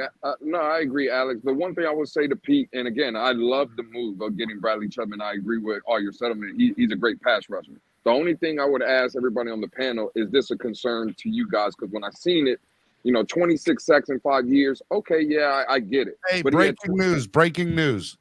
Miami Dolphins restructured Jerome Baker's contract to fit Bradley Chubb's deal. Oh, that's wow. Well, you knew that was coming. But the question is 26 sacks in 5 years, but 12 of those came as a rookie. So that means he only has 14 in 4 years. I know he has had injuries, and I know there was a season I think he only played like 2 or 3 games. Is that a concern to anybody else, having 14 sacks in only 4 years? I don't think so, because the Broncos have been very bad the last couple of years. They've been bad, and he's also have Von Miller on the other side. So Von Miller's got most of those sacks. Well, but that kind of worries me right there, Alex, because if Von Miller is on the other side then Von Miller's eating up a lot of double teams. You should be winning a lot of those one-on-one matchups. And if you're telling me that Von Miller is getting double teamed and he's not really winning the matchups, again, I love the deal. I'm not saying anything bad on it. Those are just some of the things that kind of worry me a little bit. Like, I think he has the potential to be a great pass rusher, but it's kind of with Jalen Phillips. We will all want Jalen Phillips to be something, and we think he has the potential to do it. He just hasn't done it. So hopefully Bradley Chubb just comes down here and gives us what we all want.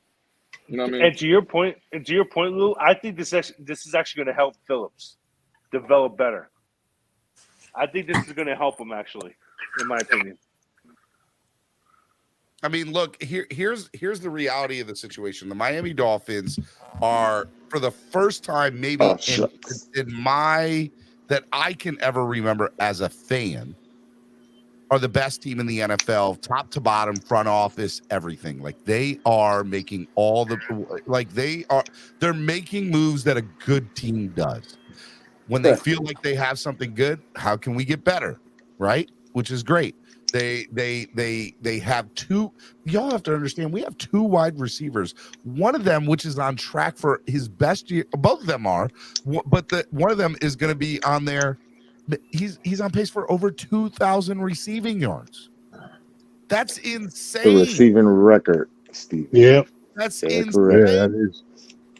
Okay, so I think they both end up with 1,400 plus receiving yards. And that's just unreal to think about, right? And by the way, here's another thing, y'all. Gesicki didn't get moved.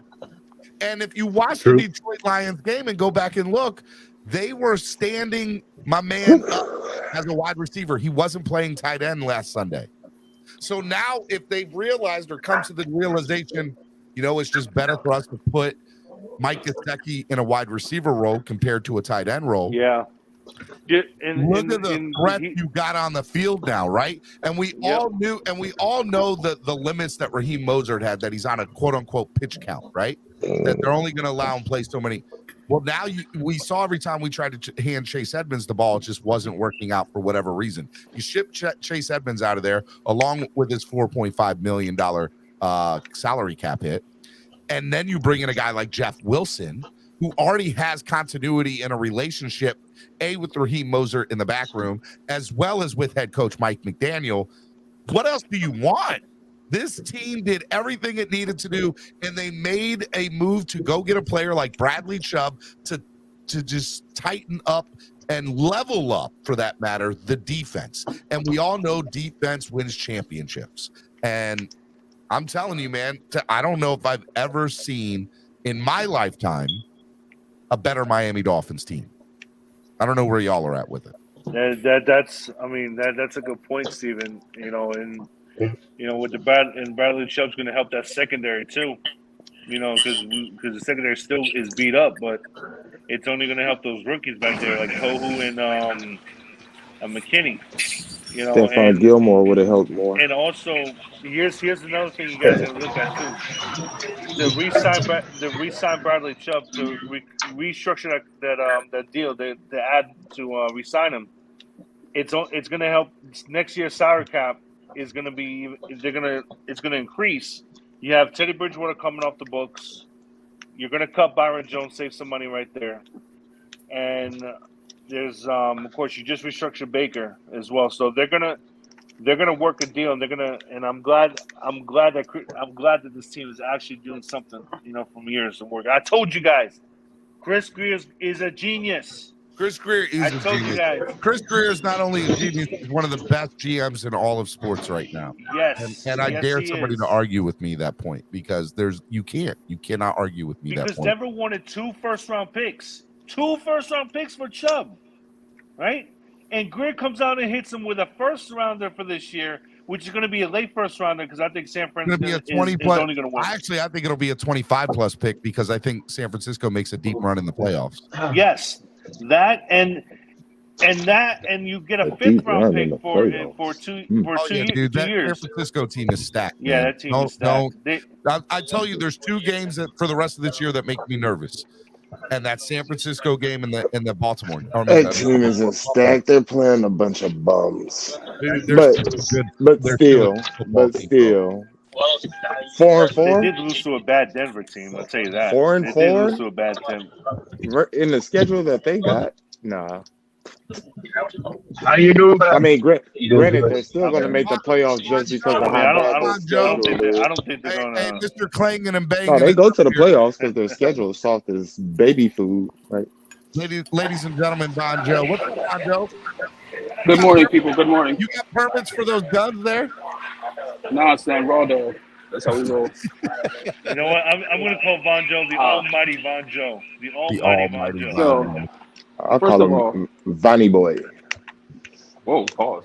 The Almighty Von Joe. I want to first off say I apologize to Chris Greer. When I saw him at Swap Meet yesterday, I thought he was buying. Hold on.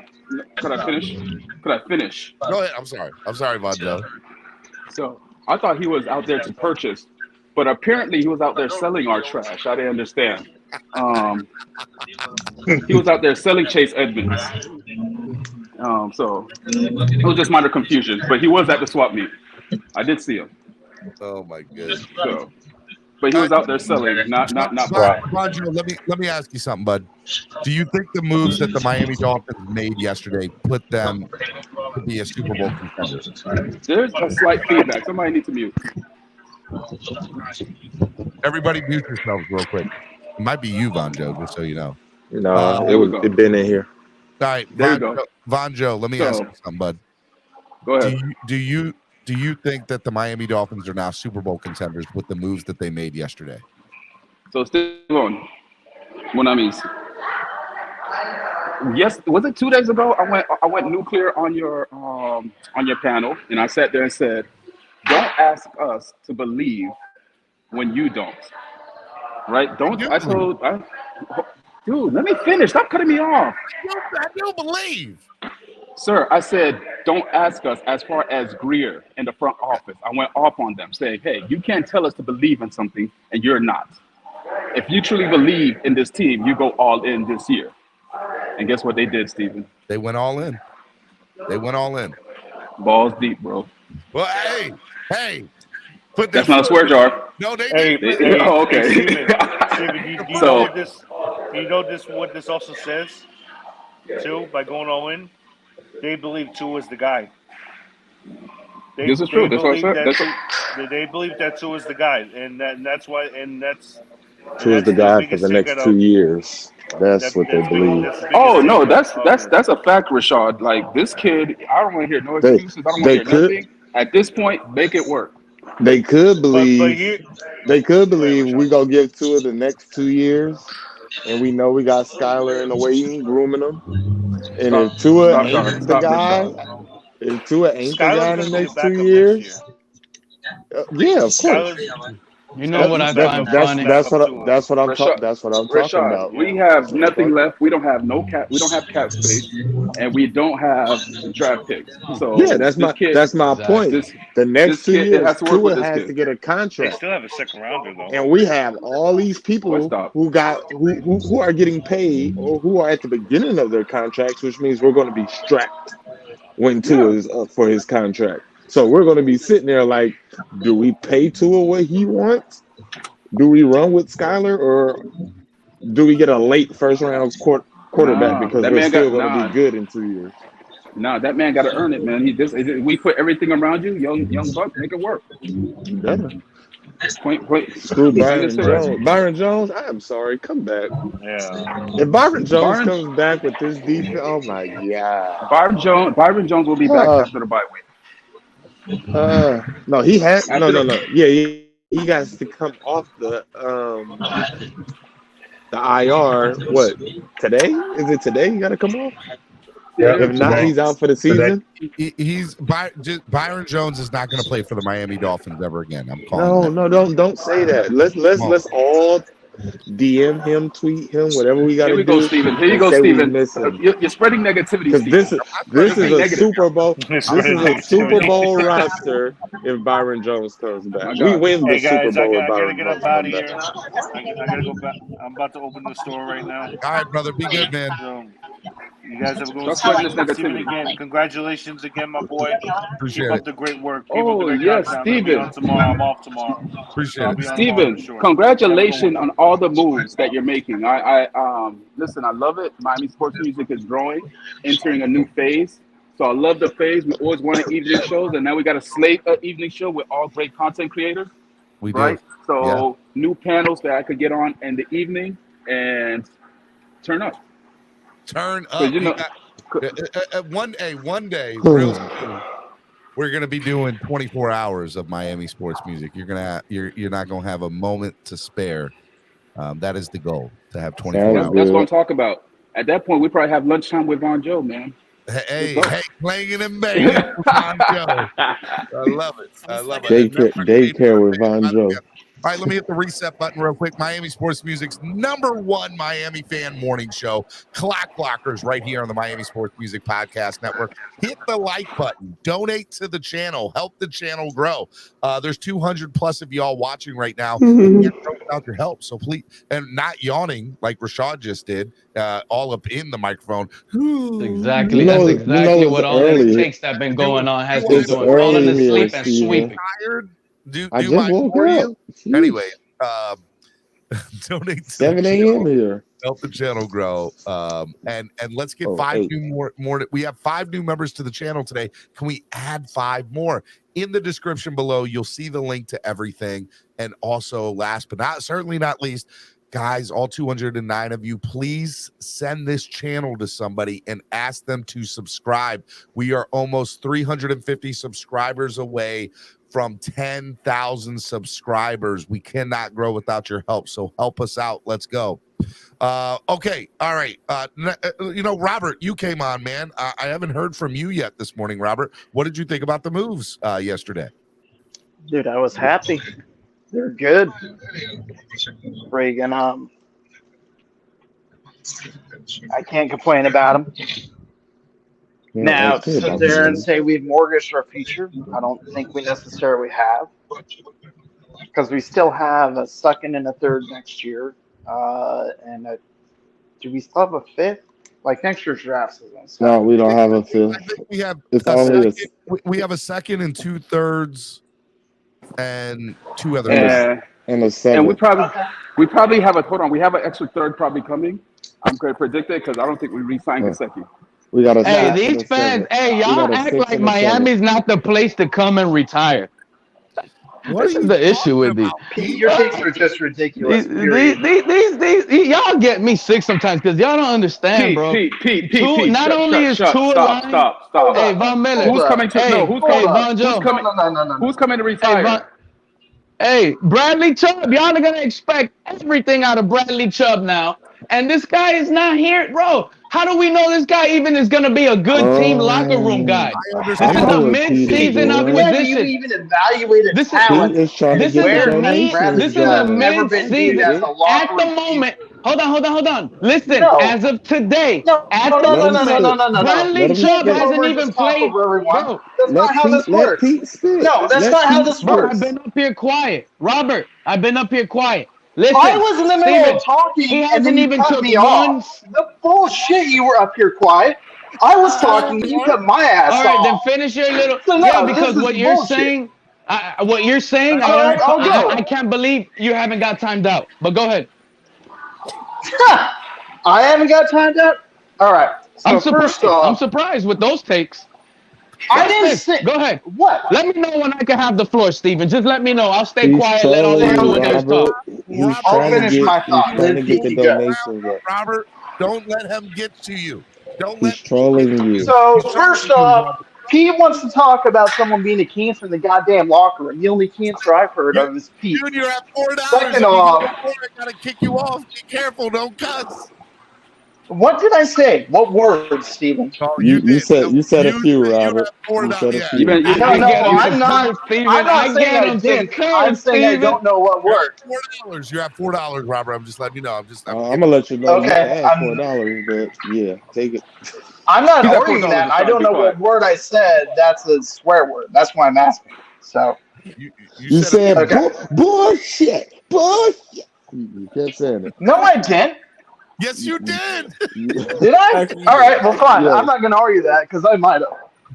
But you're in the moment. You got Robert so mad, Pete, that he's cussing and doesn't even realize it. I'm telling you, Steven. Look, there's nothing being vocabulary for me. So here's the thing.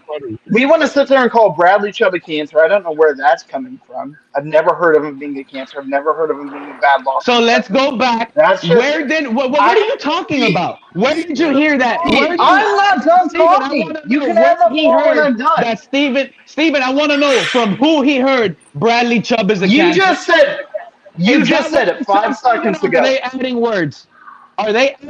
Be honest. I never used the word cancer. Bradley. You are a liar. Okay. You are a liar like Tua. I never used the word cancer. I am not a liar. Pete, stop it. Pete, you did say that. Don't do that. And you said I had the floor, so shut up and let me finish, and then you can go. I said he's a locker room problem. So you want to give a bad take about cancer. No, that's you the said difference. Cancer. Stop it. You said cancer. So you want to give a take about a guy we just got for a fair value, not cheap, but a fair value, and sit there and say you don't think he's going to be anything,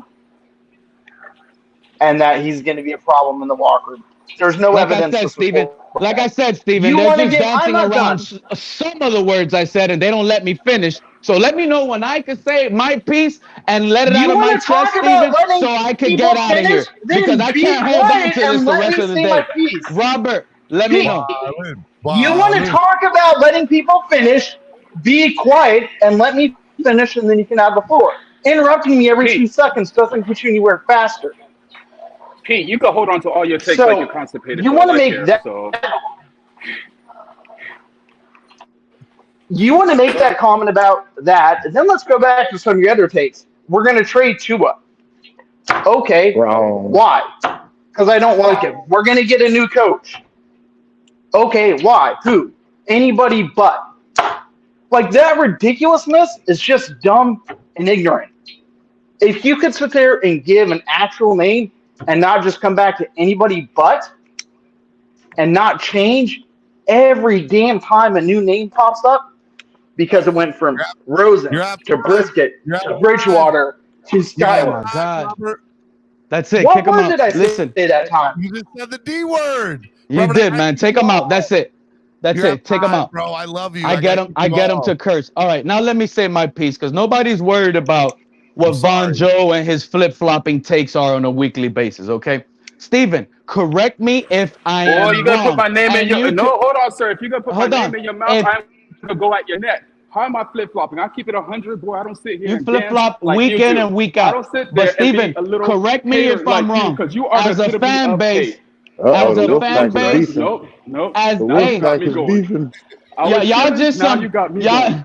I got him off the workout machine. I love it, because these flip-flopping Tuaneers on a weekly basis. No, I stay on my feet, on my 10 toes. I stand on this. Right? You ain't got it's no been 3 years. It's been 3 years I've been screaming to this fan base, Steven. But look, this is what I hate sometimes. They derail me, and now I have to hate on Tua, this weak-arm quarterback. Steven, correct me if I'm wrong. I'm going back to what I was wanted to talk about. I want to talk about this. I want to talk about Christopher Greer. I want to talk about Christopher Greer. Okay? Let's put our memory caps on. He doesn't know his name. Let's He's put busy hating on him for no reason. Christopher Greer. Let's put our memory caps on. His name is Christian, you muppet. Let's put our thinking caps on, since you Tuaneers flip-flop on a weekly basis and have to be reminded. This is the problem why you Tuaneers have to be reminded. Y'all forget. Remember when Tannenbaum screwed this team over, Steven? Shut up, nigga. I thought you were hold on. When Tannenbaum filled up this team with high-priced veterans and trades all over the place. Hold on. Don't tell me. Hold on. When Tannenbaum screwed this team over with salary, leaving us with no draft capital. No draft capital, Steven. I'm telling y'all right now, I will time you guys out, both of you, if y'all don't shut up. Well, I know, right? Straight up. I'm trying to talk. I don't cut people. Straight up. I will time both of you guys out. Bye, Rashad. Bye. Get your money up. I don't see no money. Did it come through, Steven? I haven't seen anything yet. Exactly. Oh, it's coming. You know, one thing about Pete is he don't make nothing up. Everything about me is the truth. Let me tell you something. Let me show you something. There go Cap. Everything about me is the truth, and y'all know that. That's why I'm the most hated on this. Here it come. Bye, Rashad. Pete want to speak. Who else wants to interrupt? Because I can keep it up. Hey, you're going to have to keep it up all day. Hey, Steven, like I said, I wanted to come up here and talk to you, right? I wanted to remind this fan base. It didn't come on yet. No, I wanted to remind this fan base where we were at with Mike Tannenbaum. Remember when Mike Tannenbaum, that's how you silence the Tuaneers, by the way. Hey, Steven, now that it's me and you, Steven, remember when Mike Tannenbaum, go back. Do you not remember what Tannenbaum did to this team? This is exactly what Christopher Greer said he was going to do the opposite of. And he's doing exactly what Mike Tannenbaum said us. Hold up. He said, hold on. Don't, because I'm not finished. So how are you going to cut me off if I'm not finished? Just listen and go. No, there's no arguing if I'm not finished. Just listen. So if Mike Tannenbaum put us in the same exact position, right, with cap hell, with veterans and injury-prone veterans, right, just like Bradley Chubb, explain to me how Christopher Greer comes out when we fired Mike Tannenbaum, How does Greer get to come out and say, well, we're going to do the opposite? We're going to build through the draft, build a young, talented roster through the draft. And he has literally busted the draft, and now he has no draft, and he's out here doing what Mike Tannenbaum did. It's the same crap. Same exact crap, Steven. Nothing different. Bradley Chubb is not going to change nothing. It's week 8 mid-season. Dude, he has built. Are you done? Is you finished or is you done? Now with talent. Greer should be fired, Steven. Now rebuttal that. God. Are you kidding me? This guy, bro, we went out and got Jeff Wilson Jr. If we needed a pass catching back, the trade should have been Naheem Hines, Steven. Mr. Peabody, are you all right? Kevin Lee just got you out of there. I didn't know. I don't know if Mr. Peabody also did. Mr. Peabody, could you clarify? Because let Pete cook means let him talk. Oh, my goodness. That silence. What in the world did? How y'all guys doing this morning, man? All right, so look, here's a reality of the situation. Okay, for y'all. All right, or well, for Pete. Hopefully, Pete's listening. Not only are you wrong, you're loud and wrong. Okay, you have to understand that the Miami Dolphins and what Chris Greer just did makes him not only the GM of the year, but maybe the GM for the last 25 years. The man took a pick and turned it into 3 of the biggest high-valued people, 3 of the top 25 players in the league. Tyreek Hill, Jalen Waddle, and Bradley Chubb. They could be argued they're all top 25 players in the NFL. Right or wrong, gentlemen? Right or wrong? Right. So, Pete kicked me off. I'm not prone to it, guys. Somebody take over the show. Man.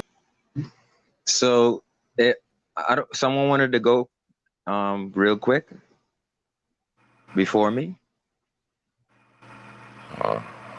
All right. So, Dolphins, we're back, man. And how about warning the NFL? You know, I have a mindset. Is that Cam? Is that Cam?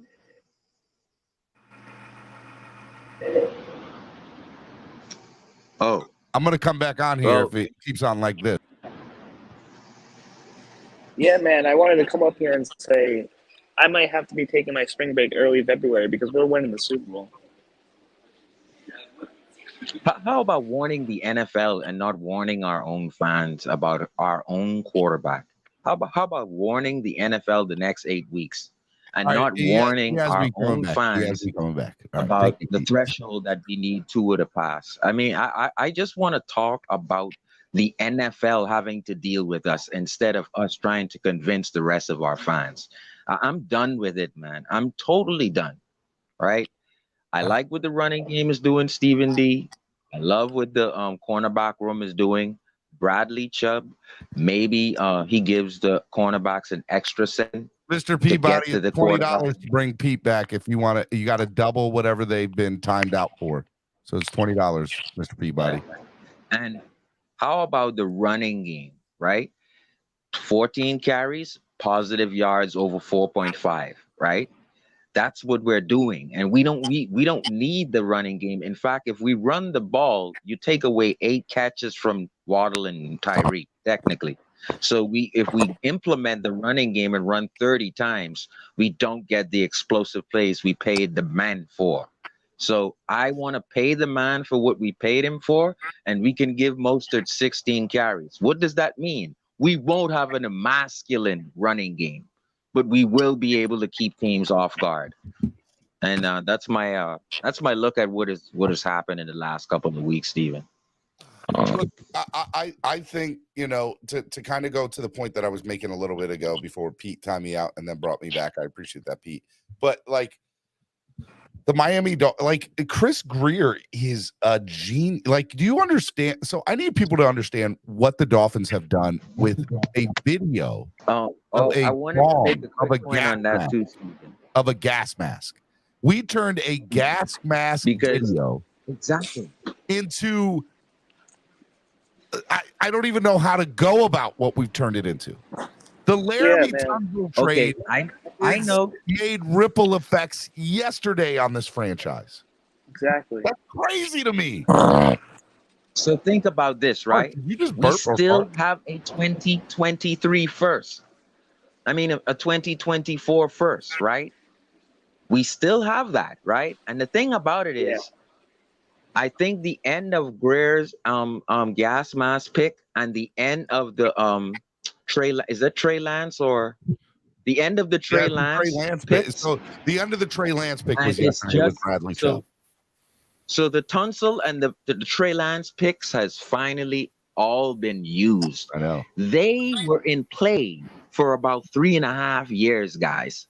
Those picks were still paying for themselves, right? Hey, and what did we have Clemente's with not Stephen? wrong. He said, Clemente's hot take is correct. Laramie Tunsil has done more for this franchise than Marino. Don't get at me, though. Don't get at me. Don't get it twisted.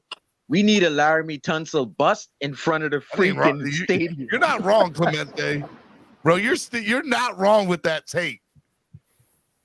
Trust me, we just need Laramie with the gas mask on and a steel bust, and then put that in the Hall of Fame. Like Andrevius, you're right. There's still one pick left, right? There's still one pick left.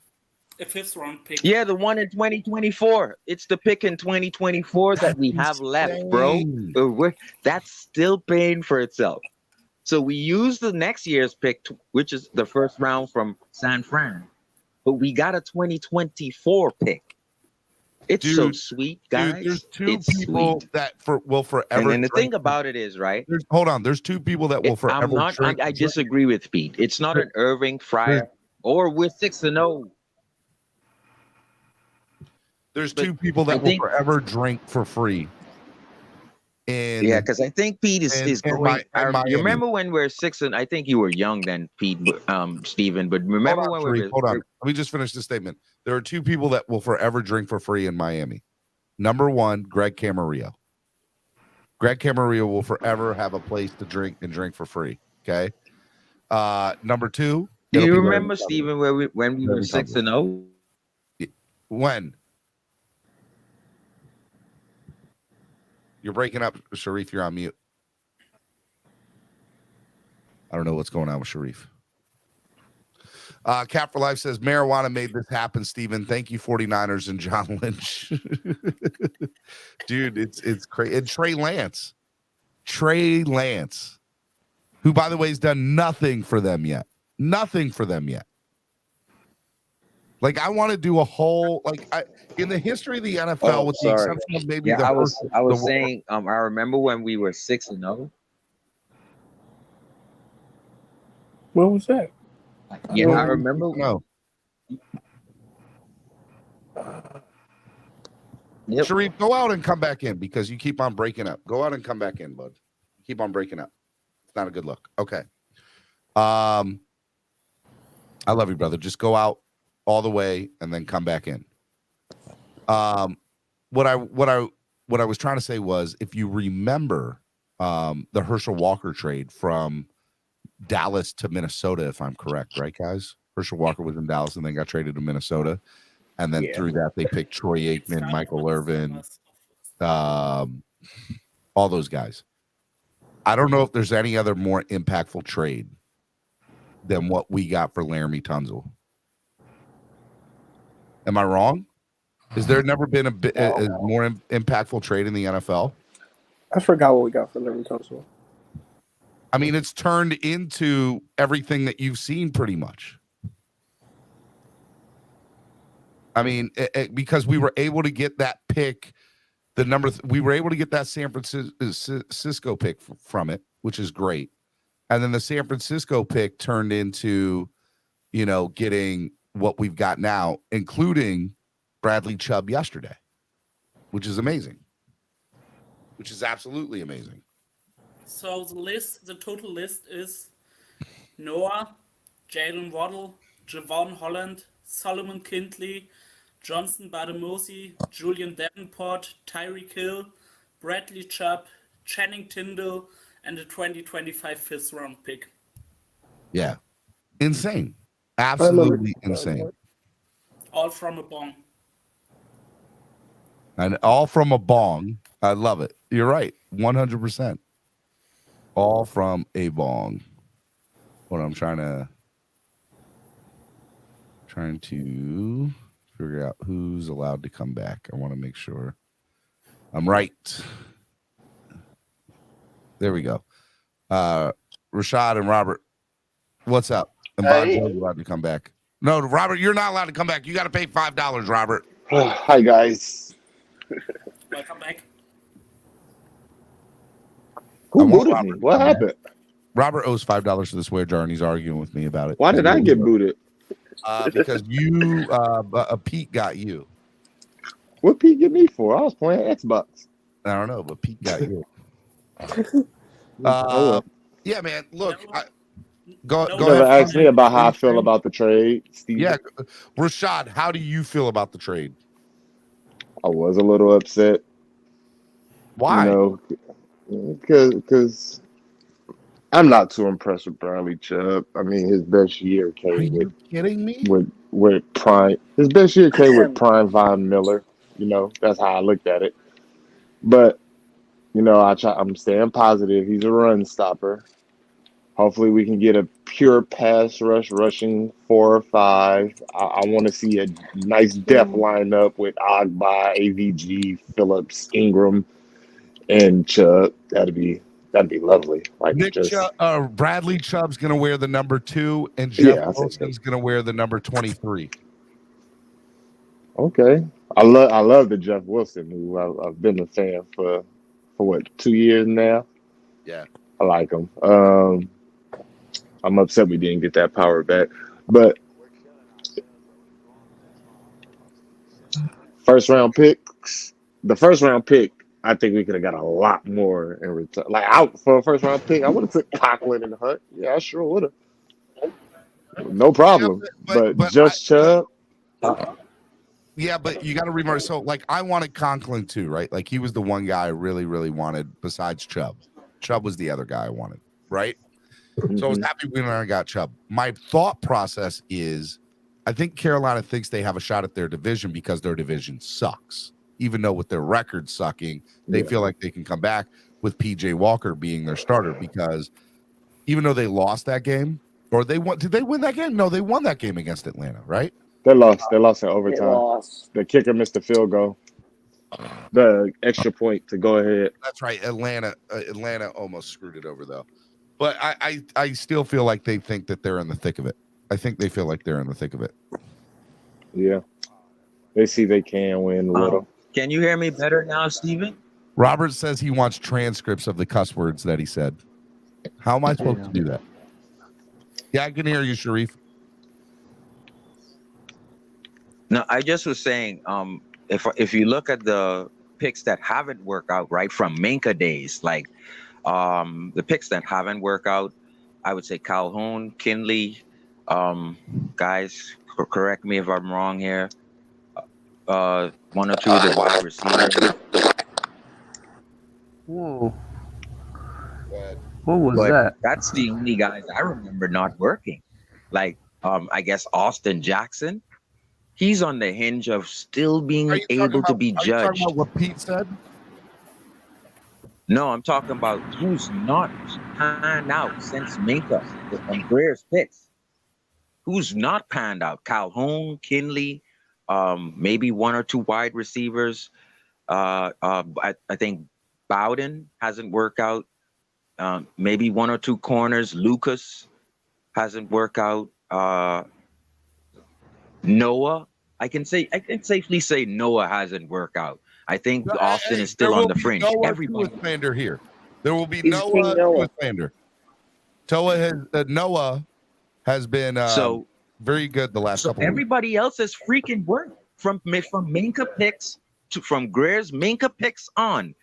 Kinley, Bowden, Calhoun. Everybody else has freaking worked. Everybody else has worked. Steven. I just called them off. Kinley, Calhoun, and Bowden.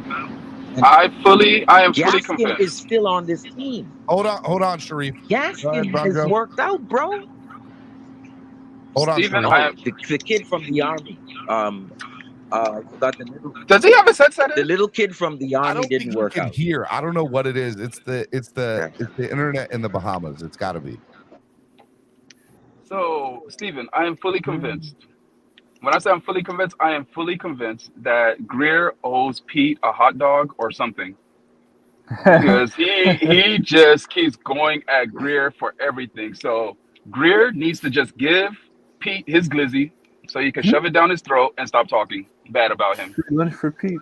All Whoa. right. No, someone Okay. That was Because the dirtiest My YouTube is non-swear jar joke I've heard. Because I'm just saying, I am fully convinced that he must owe him a hot dog because he just Greer could have signed anybody. He could have even signed Baker, the one that Pete been clamoring about, and he would have sat there and said, "Oh my gosh, guys, we're going down the hole. Greer signed Baker. We are baked." Why'd you think we signed Baker? I don't think Greer could do anything to make Pete happy. I'm fully convinced at this point. Fully convinced.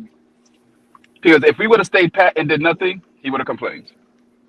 Pete wants If a we blonde hair, blue-eyed, 6'5", non-mobile quarterback. That's what Pete wants. It's about That's not the true, look. Rashad. It's about the That's not look. true. Josh, Because he Rosen. wanted Baker too. He wanted Rosen. Josh Rosen didn't work. Back in the league.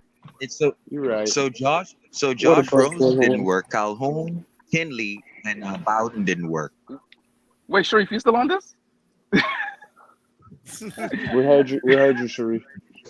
Other than that, Von Joe, he was fantastic, don't you think? Yeah. Bro, I have no problem with the moves. You have to convince Pete that, okay? You need to convince Pete. Again, I don't know what Greer did to Pete. I don't. It's my Again, internet for all I guy, know, sorry. for all I know, Greer could really be Pete's dad, and he just abandoned him, went out for milk, and never came back. So he just hates Greer. Wow. I don't get it. I really don't get it. Because Maybe the Greer hate stole is his girl. I don't unreal. know. Because the hate is literally unreal at this point. I don't get it. Oh, hey, I know breaking news. This is What's big up? for me because I want to see it. Dan and Tanya Snyder and the Washington Commanders announced today that they have hired Yes. Josh Rosen is a bigger bust than Noah Igbenogany. I'm gonna say that right now. Josh Rosen What? Sharif? is a bigger bust than Noah Igbenogany. So Yo, Sharif, clearly you got 3G. You got hearing. 3G He's not internet. hearing. He's got bad. He got internet. 3G. I'm not Sharif saying got he's doing 3G something. internet. Oh God, somebody help Oh my Sharif. God, He you're has killing me, Sharif. All right, so Dan and Tanya Snyder announced today that they hired B of A Securities to consider potential transactions. The Snyders remain committed to the team and all of its employees and countless fans, putting the best product on the field. I am so happy that Daniel Snyder is going to be selling the team. Thank you. Super excited about it. He never should have had a team in the first place. I mean, I'm not upset about. I mean, I'm not happy about it, but I'm not upset either. I mean, I feel like those receipts that he has a lot of racistness in it and all that stuff. Hey, look, and he's against it. That's what it is. Somebody is just throwing the N-word around in emails saying these jigaboos can't get a football team I'm from telling us. y'all right now, Daniel Snyder is part of the problem because he's the big part of the problem. You think so? Yes, 100%. He's the worst owner besides Dolan, James Dolan up in New York for the Knicks. He's the worst owner in sports. Worst owner. If he sells the team to a minority, to a African, Latino, Asian, Indian, he's my favorite GM of all time because he's opening the door, and I feel like it has something to do with race. I really do. So two things. Do I think he has dirt? He said in a statement that if I go down, other people are going down. Do I think he has dirt on those people? 100% I think he does. But when I say bring the house down, that doesn't discount him or what, I don't know the correct adjective to use. It doesn't allow him to not face the punishment. He needs to face the punishment that he's also entitled to, bro. And he needs to get out of the NFL. He is the second worst owner in all sports. Because I'm not going to give I'm going to give James Dolan that title. He sucks. But yeah. No, I thought that was very prevalent. Dude, I think Dolan's the worst, man. You can hate the Knicks or love the Knicks, but the Knicks deserve to be relevant in the NBA because it's a lot funner when they are. Dude, it is. I love rooting against the Knicks, but the Knicks have sucked for 30 plus years, man. It's no fun when they just suck. I mean, it's been fun as long as the Heat's winning. I mean, Heat all day, baby. They won last night against Golden State. Let's go. Let's go. But, yeah, anyways, that's what I'm saying. Didn't Jerry Jones say he had info on Snyder out of me? I don't know if he did or not. I'm just saying, Daniel Snyder can threaten all he wants. He thinks the world revolves around him, and he needs to get Twitter hand. I mean, not Twitter hand. Matthews Nobody want to talk about the NBA, bro. We're talking about the Dolphins. Estefan, what do you think about the Dolphins' moves yesterday, buddy? It's about time to go kill, bro. It's time to go kill. Hey, bro, I've heard people complaining about middle linebackers in that debate, bro. Listen, if you can get a team in 3rd and long, all you got to do is pin your ears back.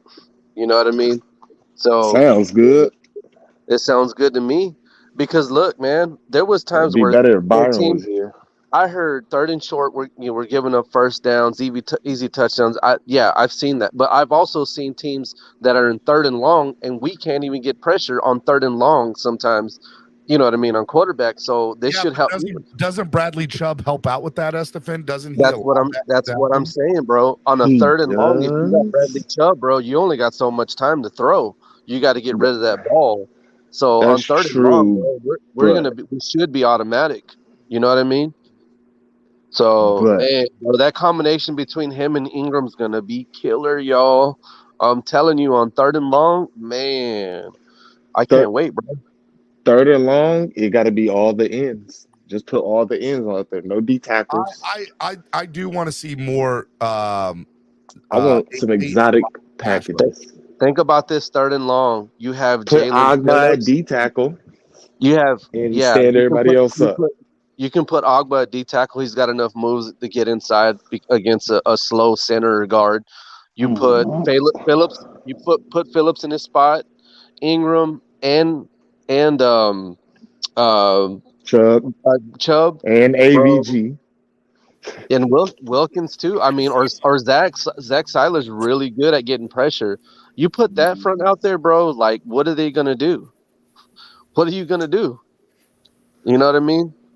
Call 911. Yeah, I can't wait till this Sunday, man.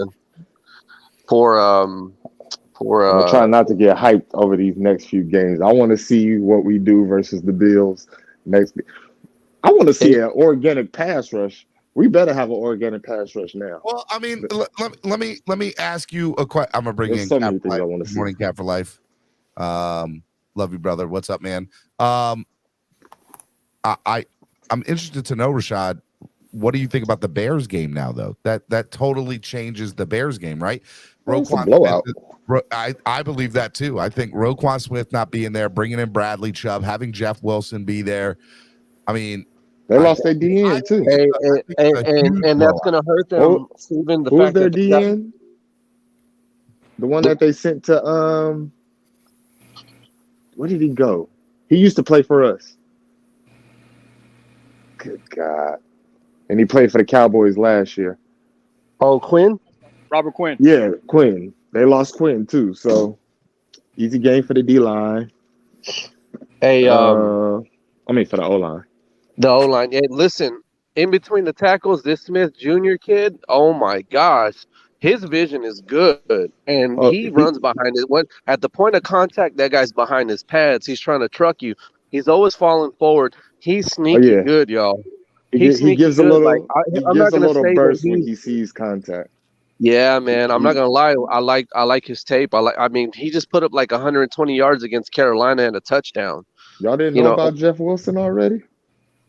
Yeah. No, I'm not gonna lie to you. I mean, I know he got hurt, but low key, I didn't know he was doing that good.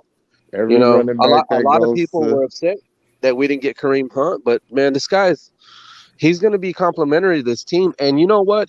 One of the things that I noticed when you watch his tape, he's just sound. He executes and does his job. he's not like, I mean, Edmonds was like, there was like a mental block because he was ready to run and not catch, he was not using his hands correctly. You know what I mean? It's like there was like, after a while that becomes like a mental block. And when you look at Wilson, man, he catches so much for that size and that speed that he has. He runs like a 4.4. He's like 6'1". His hands are pretty good for the most part.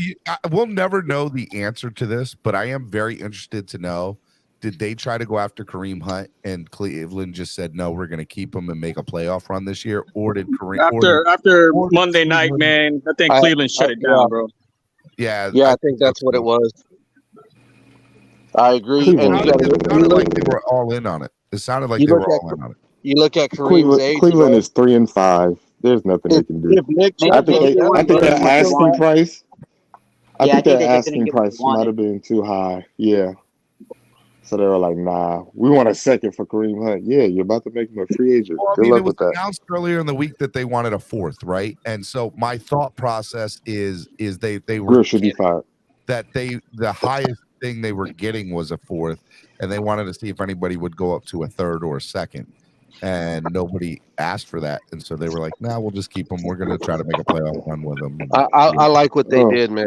If it's between Kareem and Bradley Chubb, bro, give me Chubb and Wilson all day, bro. I like the move. Yeah, 2 for 1. I'd rather take a 2 for 1. We didn't need Chubb and Wilson, but I'm glad we got him. What about that? I wanted Stephon Gilmore.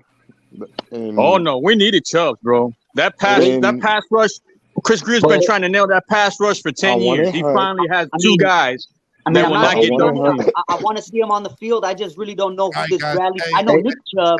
I don't know no Bradley Chubb. Real quick. If y'all could go on mute, I want to bring in Chris Greer's press conference live to the screen. I'm going to bring it. Everybody go on mute. Hey, good morning to everybody. I forgot to say that before I came in. Yo. Guten Morgen. The beautiful day in the Munda. Right, fire away.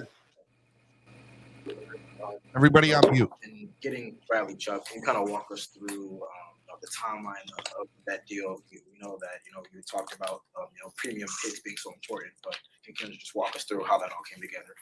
Yeah, we talked about here a bunch. You guys heard me say that we're always looking for opportunities to upgrade the roster and do things that we thought could benefit us, not just today, but long term as well. So, he was 26-year-old, at a player at a premium position. It's a very good football player. So we had some very casual conversations a couple weeks ago about it, but probably until like the last couple of days when they got back from London is when things really heated up between George and I, just having conversations, multiple conversations throughout the days, trying to see if we can get a deal done. He's in the final year of his contract. Are you in a place where you're confident you will be able to reach an extension with him?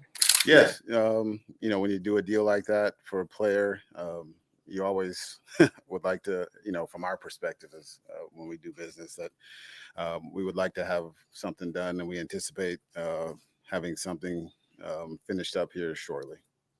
Chris, obviously Chubb has had several instances throughout his career where, granted, he's been very productive, but he's also had a string of injuries. What gives you confidence that he's going to be able to stay on the field in Miami? Yeah, we did a lot of, research and analytics looking at that as well. With him, obviously the ACL, but if you go around the league and look at some of the other guys that are premium pass rushers, historically, there's been guys that have had ACLs and multiple ACL injuries too as well. So with him, he's 26 years old. He's a tough kid. He keeps himself in great shape. Everything that the research, talking to people about him, talked about his character and love for football and drive, and it matched everything we had on him, studying him coming out of college a few years back. That, listen, injuries happen, but we feel good that at his age and how he plays and the things we do, that it was a risk worth taking. You guys have now have a lot of big contracts on your books. 2023 could be a little dicey from a cap situation. Why are you confident this can all work? You can continue to add to the team like you'll probably need to in the offseason. Yeah, I think when you do these type of deals, you always have to have an eye for the future, like we're talking about. For us, adding Bradley is a good player, but we also feel good about, Jalen, Andrew, and Melvin, and so adding that piece to that group. But you always have to look for the future. I don't think, we haven't really done anything here since I've been in charge of I guess, not having that eye of being very aware of where money and limiting our chances to make a move in the future to help us. After these two moves with Wilson and Chubb, do you consider your team a Super Bowl favorite or a Super Bowl contender in the AFC? How do you view yourselves in that respect? I've always just viewed it as always just trying for us to put together the best team we can. So for us, I think we have a lot of good players. I think Mike and his coaching staff have done a great job of working with these guys, implementing their scheme and doing things that give us a chance to win. So I'm not into, predictions and everything, but I do think we have a good team that has a chance to compete and win some games in the future. This was the busiest trade deadline that the NFL has seen. And obviously you were very involved yesterday. You've been involved in your tenure here as general manager. So this is a big picture question, but can you kind of explain how we got here? Like, why are we seeing so many more trades? What has changed within the NFL landscape that's gotten us here?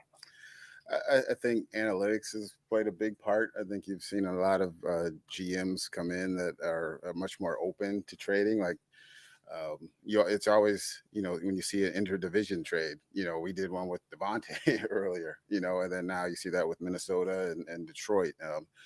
I just think now teams are much more willing if they feel there's an opportunity to help their team, not just now, but long term as well. And in terms of draft capital, which is where we were a few years ago, we had a ton of picks, picked some good players, and now we just feel we're at a point where we can afford to give up a pick here and there to pick up a player like Bradley Chubb.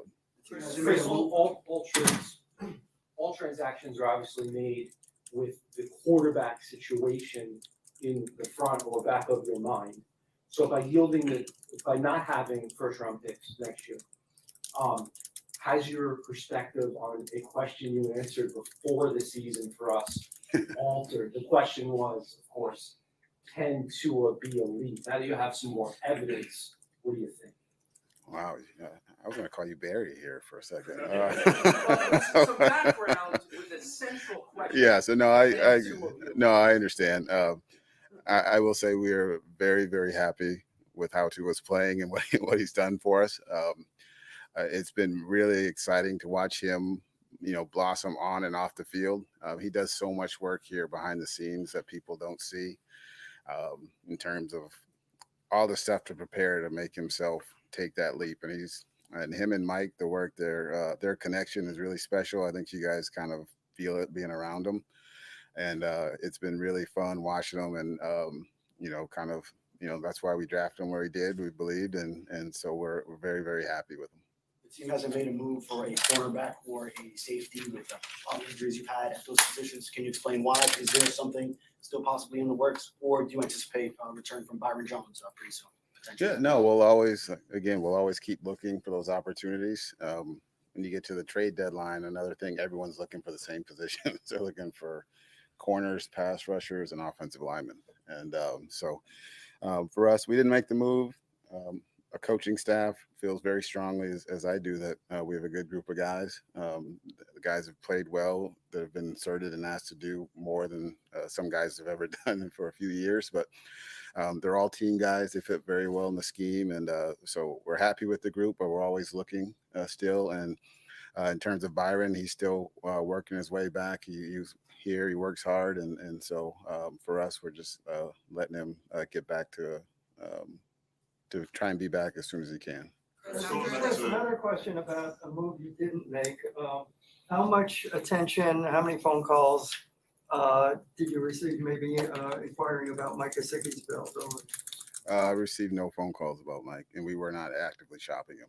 Mike has done a good job. I know it's been chronicled here, his journey, but he's made plays for us. He's a valued member here. I know he and Mike have really been working and talking, spending time with each other, and it's been fun watching Mike. And I think you see the joy he's having playing, especially the touchdown last week. So very happy. But we did not have any calls, and we did not pursue any trades. Chris, after the Tyreek trade, your kid showed you some memes that were circulating about, you know, a quote from maybe the Rams GM with your face on it. Did you see any of that recirculation? And if your kids came back to you with anything? No, I didn't see anything yesterday. No, we were still in here trying to and getting ready for Chicago.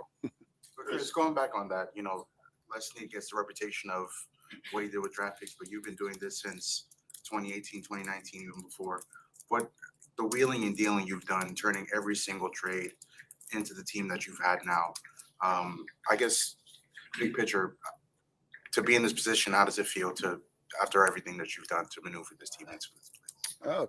You know, for me, I'm just doing a job. I don't really think about it that way. I think I'm just trying to do everything I can, and I have great support with Stephen Ross and Brandon Shore and Mike, and so it's and Tom Garfinkel. So I think just working through all that, doing that, and Steve being willing to listen and trust me to do these things, you know, is unbelievably supportive for me, and I appreciate it and won't forget it. But I think for us, it's just doing a job, and I don't think any of us, including myself, will be happy unless we ultimately win a Super Bowl, which is what every team's trying to do. Love that A little answer. bit of satisfaction though, because obviously there was talk in December, January. There coaching change was made. Was it the players or the coaches? The reason you guys didn't reach your goals. The fact now that the players, particularly your quarterback, are showing up as you kind of envisioned from the start, at least a sense of satisfaction for you that it's all kind of coming together. I really don't give myself time again to do that, and I'm not trying to avoid the question or deflect it. It's just we're just in the moment working, trying to win as many games as we can, and it's very competitively. We're in a great division. Buffalo, you know, is a great team, and the Jets are playing well, and New England's coming on. So for us, we're just trying to win as many games and give us a chance to get to the postseason. Chris, do you have a piece of paper or dry erase board or something with Tunsil at the top and then all the branches? You try to figure it out. It's really hard, but obviously there's a lot of players that have come out of this transaction. So do you have it written down somewhere? And now, now that it's almost over, what do you think about the Tunsil trade in retrospect? Well, I always go back to like Laramie. Laramie is a very good player, and he and I still, when we see, we'll text every once in a while. And I'll joke with him, and guys will tell me, "Oh, you know, Laramie's like, bring me back." You know, just joking in the offseason about stuff. But listen, at the end of the day, don't really think about it. Like it's, you know, someone sent me a text, or Ann showed me something that said something about, you know, the 3 picks from last, how they turned into Waddle, Tyreek, and Bradley. But I really don't think about it other than if someone shows me that. So it's just, that's the way I just, you know, I think you guys know me. I said I'm not out here seeking attention to talk to you guys. I very much prefer to stay in the background. Chris, what are you guys getting out of Jeff Wilson? And did Coach have some influence on that acquisition? He probably had a little bit of influence on that one. Jeff is a guy we've watched. He's a tough kid. He's physical. We had talked about him in the off season as well.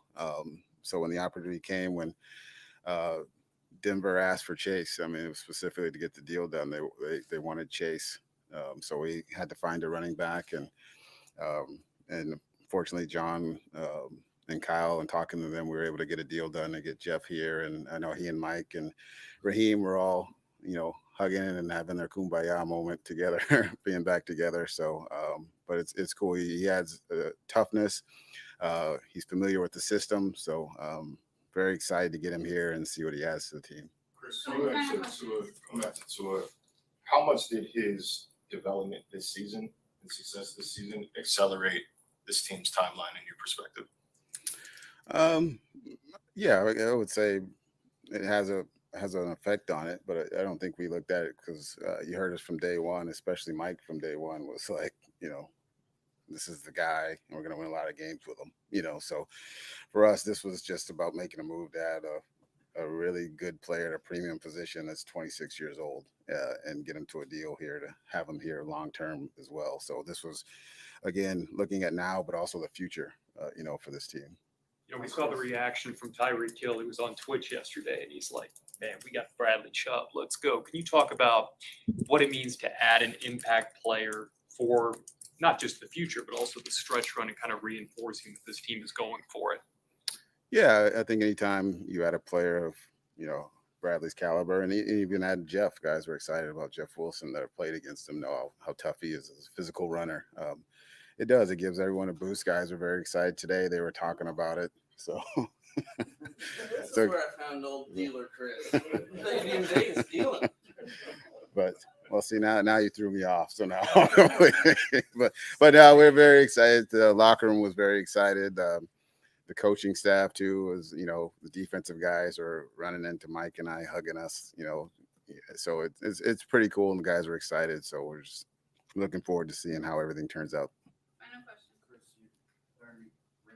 Is that in the works?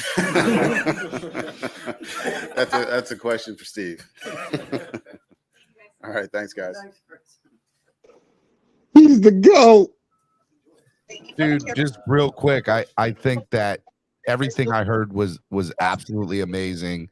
I'm really excited, for the future. Yeah, and now we got Mike McDaniel. It's gonna be fun. It's gonna be fun. Let's go ahead and get back on mute, and we'll listen to head coach of the Miami Dolphins, Mike McDaniel. It was restrained excitement because I was it was a multitasking day, you're trying to What in the world? How dare they? Oh, they're starting us over. Did you hear Jerome Baker? I know Jerome Baker reconstructed his contract. because I was I did. Yeah, hold on. It was I'm gonna bring it on. There we go. Mike McDaniel. we'll be working through it. I've been hoping might happen for a while, just in my own brain, and hoping that my wishes would come into existence. So it was exciting, but tempered, because we're preparing for an opponent, and there's stuff to worry about. But he got a lot of hugs from people, so that was cool. If I can follow up, will these two guys be ready for this weekend? That'd be an aggressive moves for some more sideline get back coaches. So they'll play. Now how much? That's to be determined. I was considering playing Jeff on offense and Bradley on defense. But outside of that, we'll be working through it for this week, and it'll be fun. I'm excited for the team because both of those individuals are excited to be a part of this team. We're very happy with the direction we're going, and hopefully that will help push forward and continue that direction. Chris wouldn't do it, but he deserves, obviously, a lot of credit for the team he's put together. Yeah, let's knock it up for Chris. That's what I do in team meetings. We're knocking it up. No, just the impact he's had on the roster over the last. It directly impacts coaches, and from the minute I got here, what I was so impressed with, you see on paper. I just know from firsthand experience what losing streaks are like, and I know how tough it is to start an NFL season, with on the heavy side of the loss column. So coming in here on paper, I was intrigued because the to start 1-7 and to win football games is a tough task for a locker room. But you see a lot of locker rooms divide and then implode. So, and then it started to make sense when I got here, and there's very talented players across the roster, but more than anything, you have these good human beings that have the right intent and that are focused on above all things else winning, and that is unique. So I think a ton of credit should go to Chris and his staff, because there's there's a lot of quality players and people.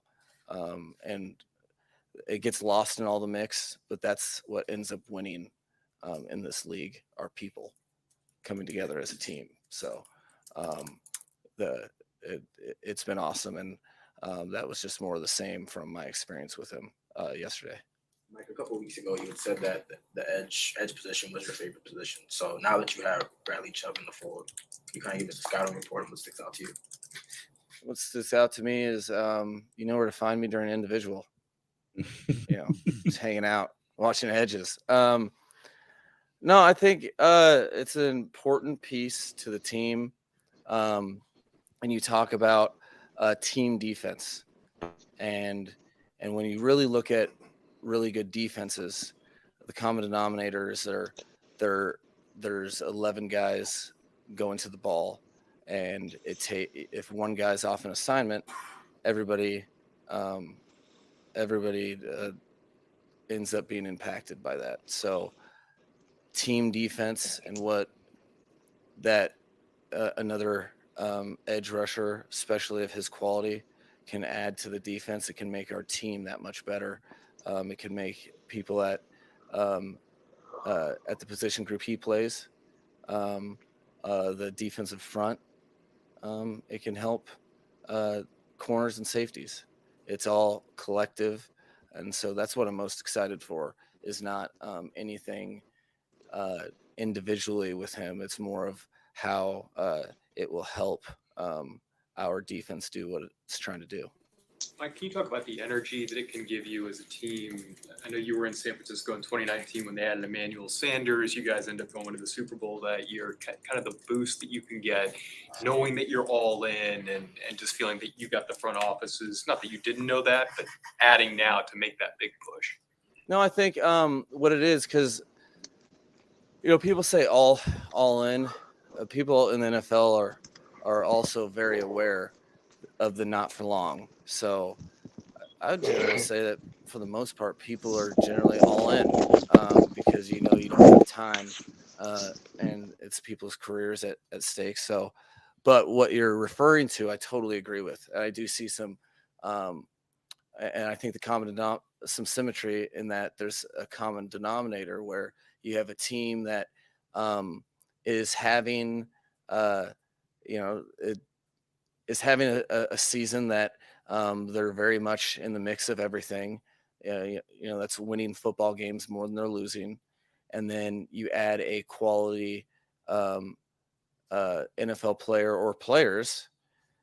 And if they're the right type of people, if they're the right type of personality, it can really, breathe some added life, not new life, but really added life into the monotony of the season, because you are going about your Mondays very much the same, your Tuesdays very much the same, your Wednesday, Sundays are always fun. That's why we do it. But bringing that juice in, they also, players have different experiences themselves. I think it rejuvenates them in the middle of the season when you're getting through all that, when you're building your callus. That happens every single season. So it is there is an energy that's positive because you get a sense of team, and people are thinking about what we can do. It's a new individual to them, all these players in the locker room, new individuals to them.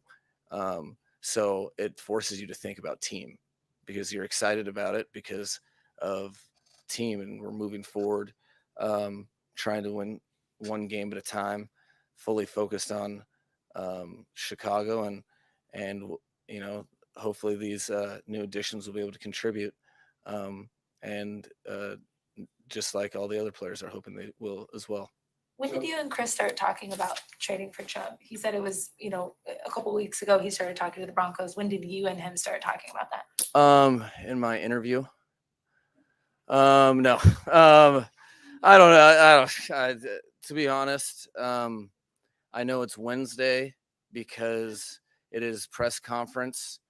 I know every other day I have a press conference, so this is the middle one. Outside of that, I don't even I can't even tell you. I know, we talk a lot about all sorts of different players and teams. Our business is football, so we talk about players to a great extent throughout the season. And I'm not sure really when he came up specifically. Then there's a time where teams start discussing that option, and quite honestly, I couldn't even tell you when that was. But it's something that, as you guys know, I have an affinity for the edge players. It's my specific position of choice, because having practiced against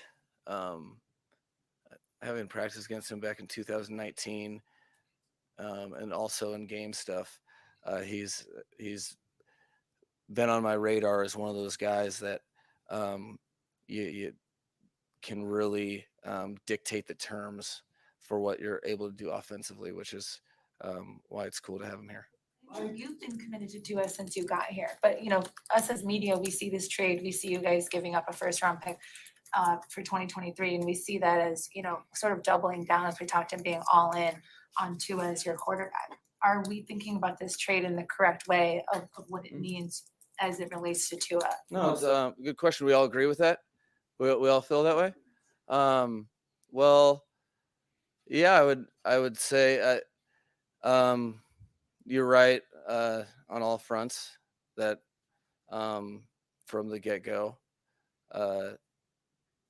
that I've fully seen Tua as our quarterback for this team and this franchise. I think he's an unbelievable talent, and so I guess in a roundabout way, I think that implication, I think that's fair, but that it's not something that we all of a sudden rethought after he had a good game. This is something that since I've been here, I've kind of known, and we've been able to operate with that in mind, with all the things that we've done. Wilson, what do you like about his game, him as a player, him as a person, from your time with him in San Francisco? Well, so Jeff's it's a cool story because he was as an undrafted, or when he was coming out of college, I actually flew down on a vacation day and worked him out at North Texas. I was like in denim covering him on wide receiver routes, and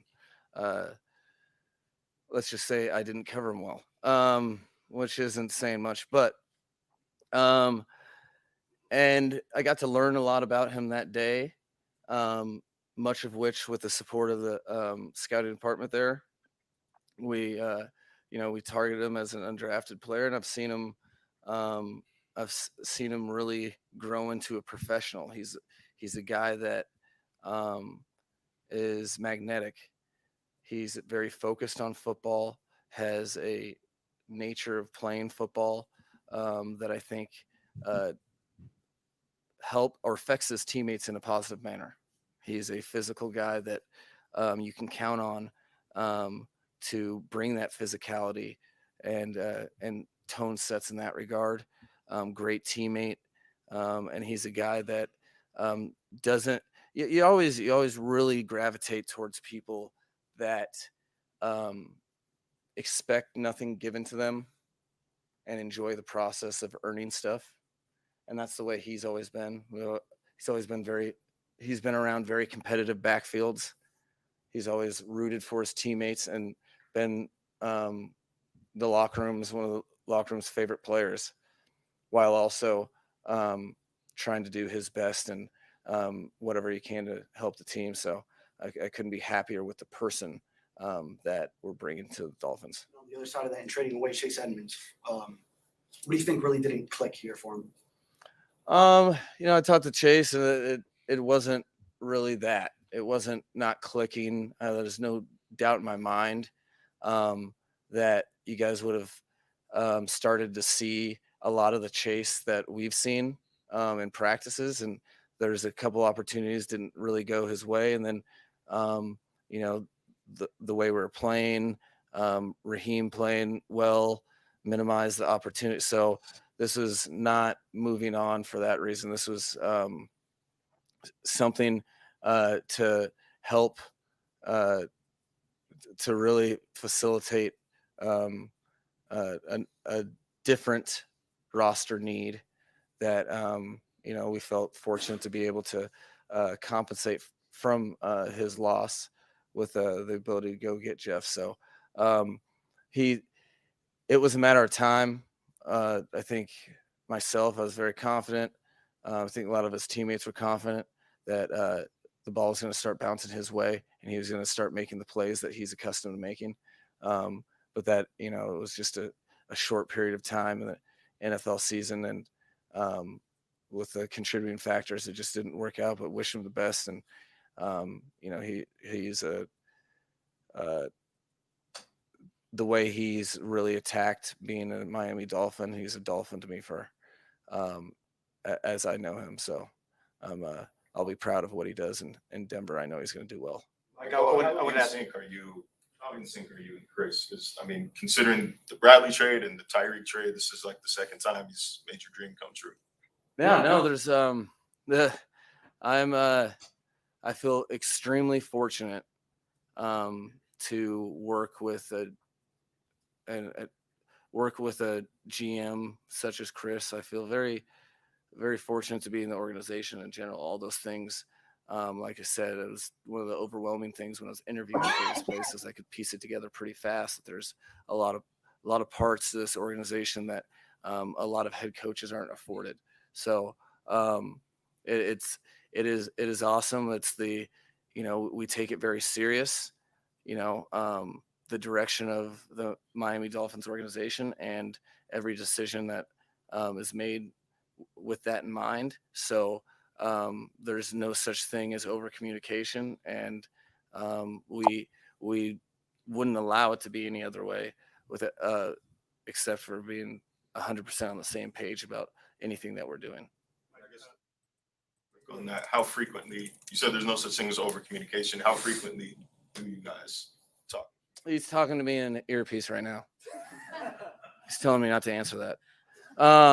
No, our office, we share office walls, so it's really hard to do anything without knowing what each other are doing. I'm sure he's getting pretty sick of hearing late 90s, early 2000s rap. But he's going to have to deal with it. We take pride in that. We've been fortunate enough to be in the NFL for a good amount of time, each of us collectively. And we realize how important it is to the entire organization, that the organization's depending on us to be working together in a forthright manner. So we do not take that lightly. I want to ask another big picture question. Now that you have an answer at quarterback going forward, how freeing is that as an organization to know that the most important question's been answered for you guys? I mean, yeah, you're in those conversations, and I've been on both sides of them, but you're firmly on one side of the fence or the other, and it does change how you're able to big picture operate. I think it influences it. It doesn't like dictate it, but it's you still teams win, individuals don't. But when you're in the search, it's a difficult place to be in, and there is some clarity with regard to being very, very confident in your starting quarterback. Thanks, guys. All right, Miami Sports Music's #1 Miami fan morning show, Clock Blockers, right here on the Miami Music Podcast Network. That was a long long press conference. It was hard to stay awake with all them. Hard with McDaniel. I'll tell you, that was not his best press conference. I love him, but it was not his press Are conference. any of them good, Steven? I love most of them. I do personally. All right, I find it takes forever to say everything. Wildin' Out Wednesday. Wildin' Out Wednesday, as I'm trying to put my screens back up. We got the panel. We got, a fan panel on right now. If you guys want to get up here, if you look in the chat, posted at the top, you'll see. I got Franzi all the way in Germany. Jerome MVP. I got Manny 5-0 Tua Monster. The Triple S podcast. And my man Roach is What's back. up? He came back. He's back. I just want to say Tua's 5-1. Tua's 5-0 when he finished the game. 5-0, bro. 5-0. We don't count that loss, sir. Not up here. Because it's not his fault, anyways. It's not his fault. Let me bring in. Jerome MVP, is that Rashad? I didn't know if that was Rashad. Yes, that's Rashad. I love it. All right, Triple S podcast and Roach. What did you guys think of yesterday's moves? I'll start with you, Roach. What did you think of yesterday's move? I don't really know much about that running back. Jeff Wilson. Yeah. He was with McDaniel in San Francisco, and he was the starter before Christian McCaffrey got there. Is he going to do more than Gaskins can do? Is my question. Yeah, I think so. 100%. Yeah. He was the starter for that. He should. You know? So if he is, then I'm happy with it. Before McCaffrey, he was RB1 before McCaffrey. And if He you was have a chance RB2. McCaffrey, you go out and get him, right? But another man's trash is another man's treasure. And I'm not saying that he was San Francisco's trash, but he was, for all intents and purposes, an RB1 for. I guess I don't know. I have allegiance to Gaskins because of what he's done for us. You know what I mean? Where I'm like, let him be the guy. There's nothing wrong with that. What he's done for us, though? Can you explain what he's done for us before? What do you mean? Have you not watched him play and lead our team in rushing for the last 2 years? But he's the only running back. Of course, he's going to lead the team in rushing. How about that Raiders game? Of course, he's going to lead the team in rushing. He's the only one running the he ball. broke away, dude. You could Ryan do that for Fitzpatrick. Ryan Fitzpatrick, I believe, with Gaskins there. You could say that for any player that played on this team for the last 2 years. What did the results come from anybody on this team for the last 2 years? So that argument doesn't work. It doesn't. But you're saying what he's done for us. He hasn't done jack nothing for us. You got yourself. But do you get what I'm saying though? You can say that to any position. But I'm just saying what you're saying. What he's done for us, he really hasn't done anything for us. So let's get something straight. I see both sides of the phone here, right? I get Miles Gaskins. Hold on, Miles Gaskins has been the leading rusher of this football team for 2 out of the last 3 years, right? There's nothing wrong with saying that. But with that being said, okay, I don't think it's because there was better talent here. I think it's he was the guy here, and that's what we had. I think what he got yardage wise was because of him, not because of his blockers, not because of that. And what I'm saying is, I'm not saying he should be the starter. I'm saying maybe we should have gave him a shot as the number 2 guy. That's all I'm saying. I'm with you with We that. took him for granted, bro. We took him for granted, bro. Because of the fact being that Jeff guys Wilson is better. Drew Rosenhaus signed a lot of guys for this team, and one of those guys was Chase Edmonds. So they were trying to give Chase a chance because of the fact of Drew's reputation. Yep. But when he wasn't producing, you got no choice but to cut back. I don't think that's Roach's argument. Roach's argument is not about Chase Edmonds. He's okay with him getting He's out. saying Gaskins to get more Can I ask a touches. question real quick? I don't remember. Hold on real quick, Manny. Here's something for you to remember. Raheem has a history of injuries, correct? Mm-hmm. And so now we bring in a guy like Jeff Wilson, who's all he does is make the running back room better. So if my running back room is Raheem Mostert, Jeff Wilson, and Miles Gaskins, that's a pretty daggone good running back room. That's a really good running back room. Stephen, part of my thinking on this is how many running backs have we seen come into this on this team from other teams?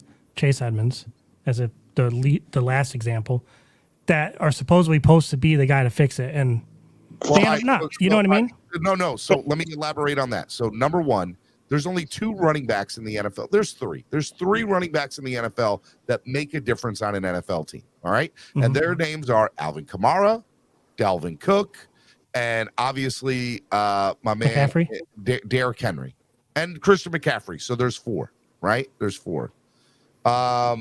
Daddy Dean, man, you're in our prayers, brother. He said, my son is going to the hospital. Please pray for my son, Daniel. Daddy Dean, man, you're in our prayers. So you were definitely. But the Chubb pickup, I'm like, yeah, whatever, cool.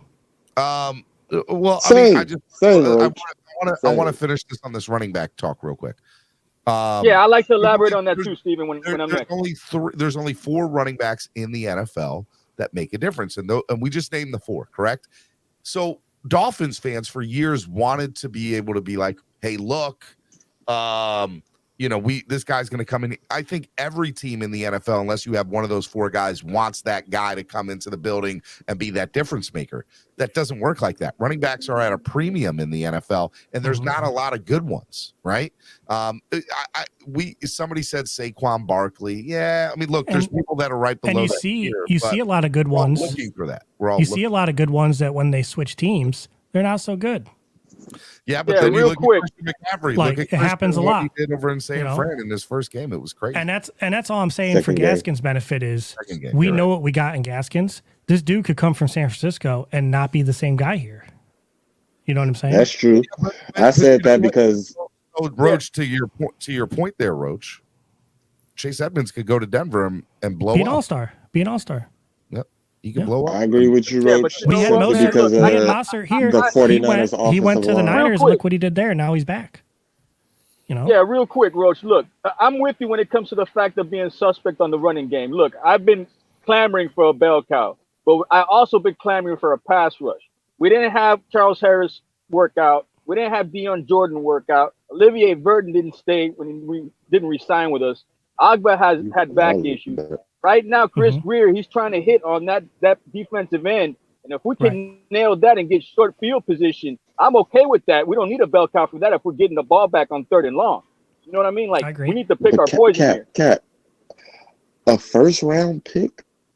Wait, let me be clear. But that Do you watch college football? Rashad. There's no organic pressure. Do you Even watch you college said it. football? I said it. It's not there. True.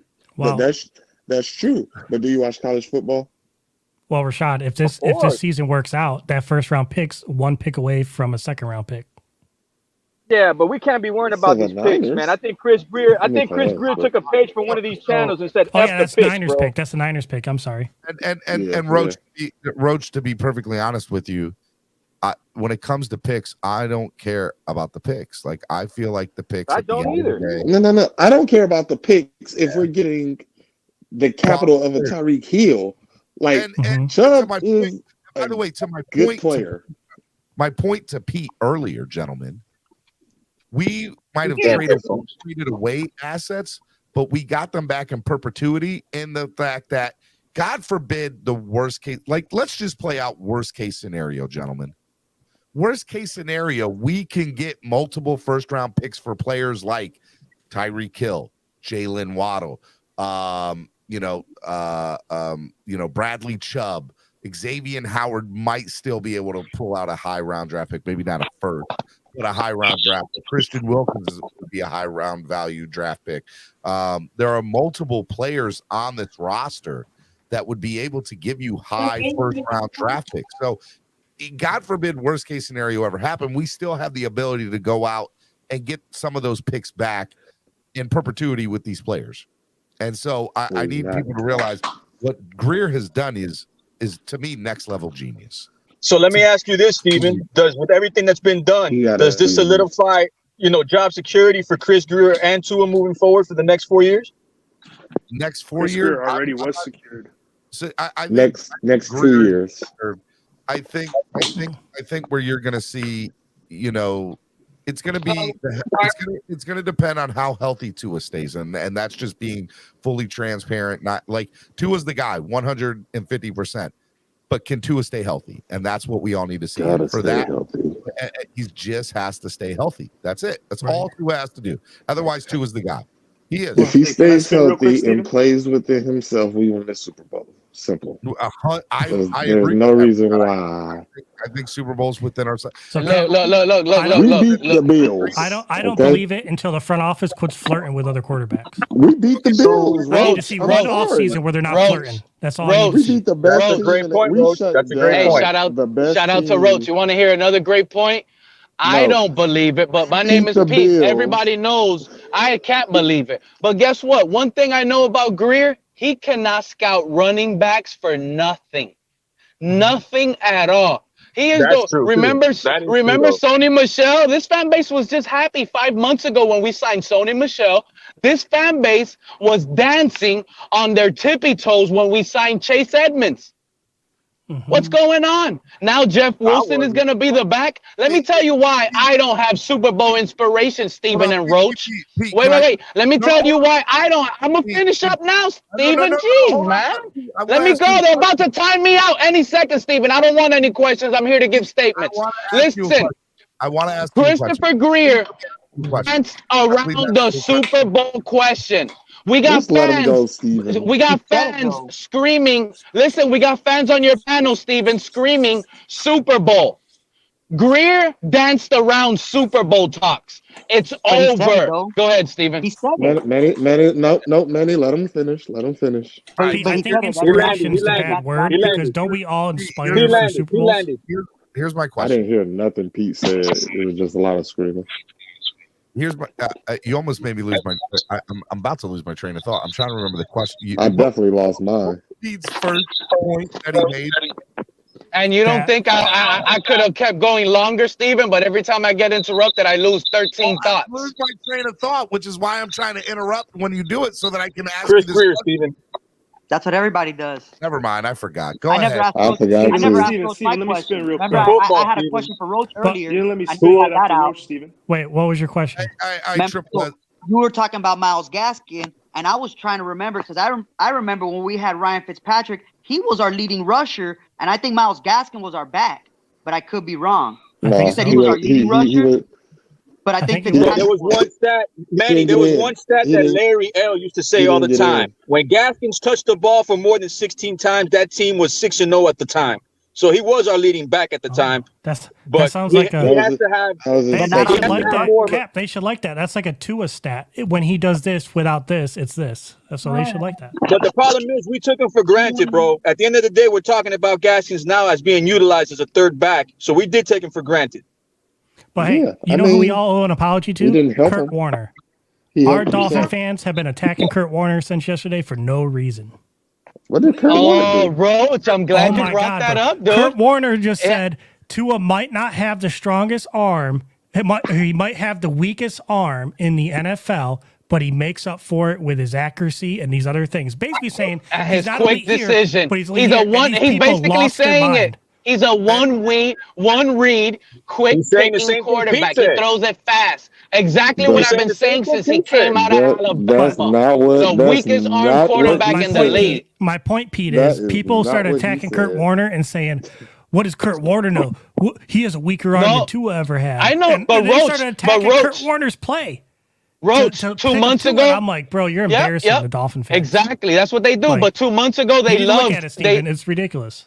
They loved him. They loved It him happened 2 months yesterday. ago when he defended Tua. 2 months ago Kurt when he Warner defended said Tua, nothing oh, wrong. they loved that guy. Now Kurt they Warner turned said his back nothing on him wrong. for speaking Sorry. the truth.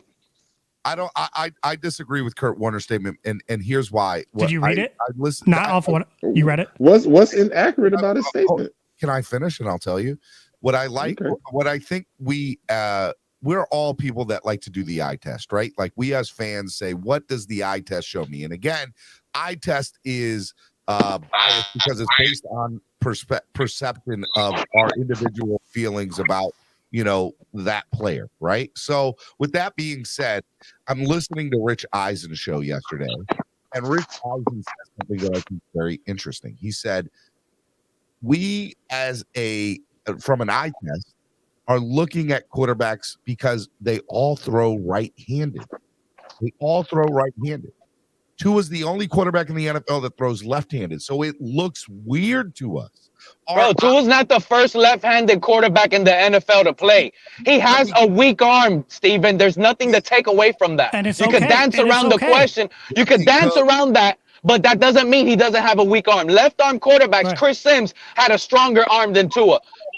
It is what it is. Pete, it's okay to have a weak arm, though, right? Can You I just have to finish? have other intangibles. You just have to have a quick release and a Tyreek Hill and a Jalen Waddle, one read quarterback. You're not going to ever have Everything time we to got. scan the Everything we field got. because you can't drop back and throw the ball all over the place because you But got Manny, a weak arm. What he's saying Like is he- that's like all the Kurt first Warner touchdown said. to That's all Waddle, Kurt right? Warner said, and people lost their mind. Wait, Steven. Where was This is Kurt actually. Warner I'm going to wrong? quote it. I'm going to read it and quote it. Quote it. I don't know what he said. 1, you might argue Tua has the weakest arm in the league, comma, but he makes up for it with a quick decision, quick release, and accuracy. 2, the team is a perfect fit for him. Play design and speed guys that get yak and whose separation can make up for any deep issues. Straight. And he said people Where's may that? say. He didn't say he has a Where's he weak arm. wrong, Steven? People may say. This You was- can argue. if- He said you Wait, can wait, argue wait, that he has a Let weak arm. Steven finish. Let Steven finish. Yep. That's all. That's all. 5 he years said. He's ago- talking People about lost Chris five their years Eisen. mind. ago- He's not talking about 5 Kurt years Warner. ago, hey, Roach, 5 years ago, we hated this offense that depended on yards after catch and screens. With Adam Gase, we cooked them out of here. With Bill Lazor, we hated it. Now we're supposed to love it because it's Tua? Different offense. No, That's not the we same got the offense. fastest And then- receivers in the That's not the league. same Give me a offense. strong arm quarterback. And Stop then- dancing. No. And then you got, this is the Can response I Steven finish retweeted. his tape before he This guy forget put, it? you know what's crazy about this tweet? Tua has a better arm than Kurt Warner had. There's a reason Tua was the 5th pick and Kurt went undrafted. Tua has more physical tools than Kurt Warner ever had. Okay. And Steven. Kurt Warner's arguing with this guy back and forth, by the way. This is like it's like a 10 tweet, what do you call it, a thread? Is that what they call it on Twitter? A thread or whatever it's called? Yeah, We'll be on that. Can I finish? There, now. Please do. Yes. No, not And then yet. let me Not yet. say, Steven. Hold on, Steve. I'm just playing. Go ahead. As Rich Eisen was trying to say, and I was trying to make my point, that we all see to it through the lenses of a left-handed quarterback, and we haven't had one in the league in a very long time. And when we've had a left-handed quarterback in the league, he has not been elite like this since the likes of Steve Young.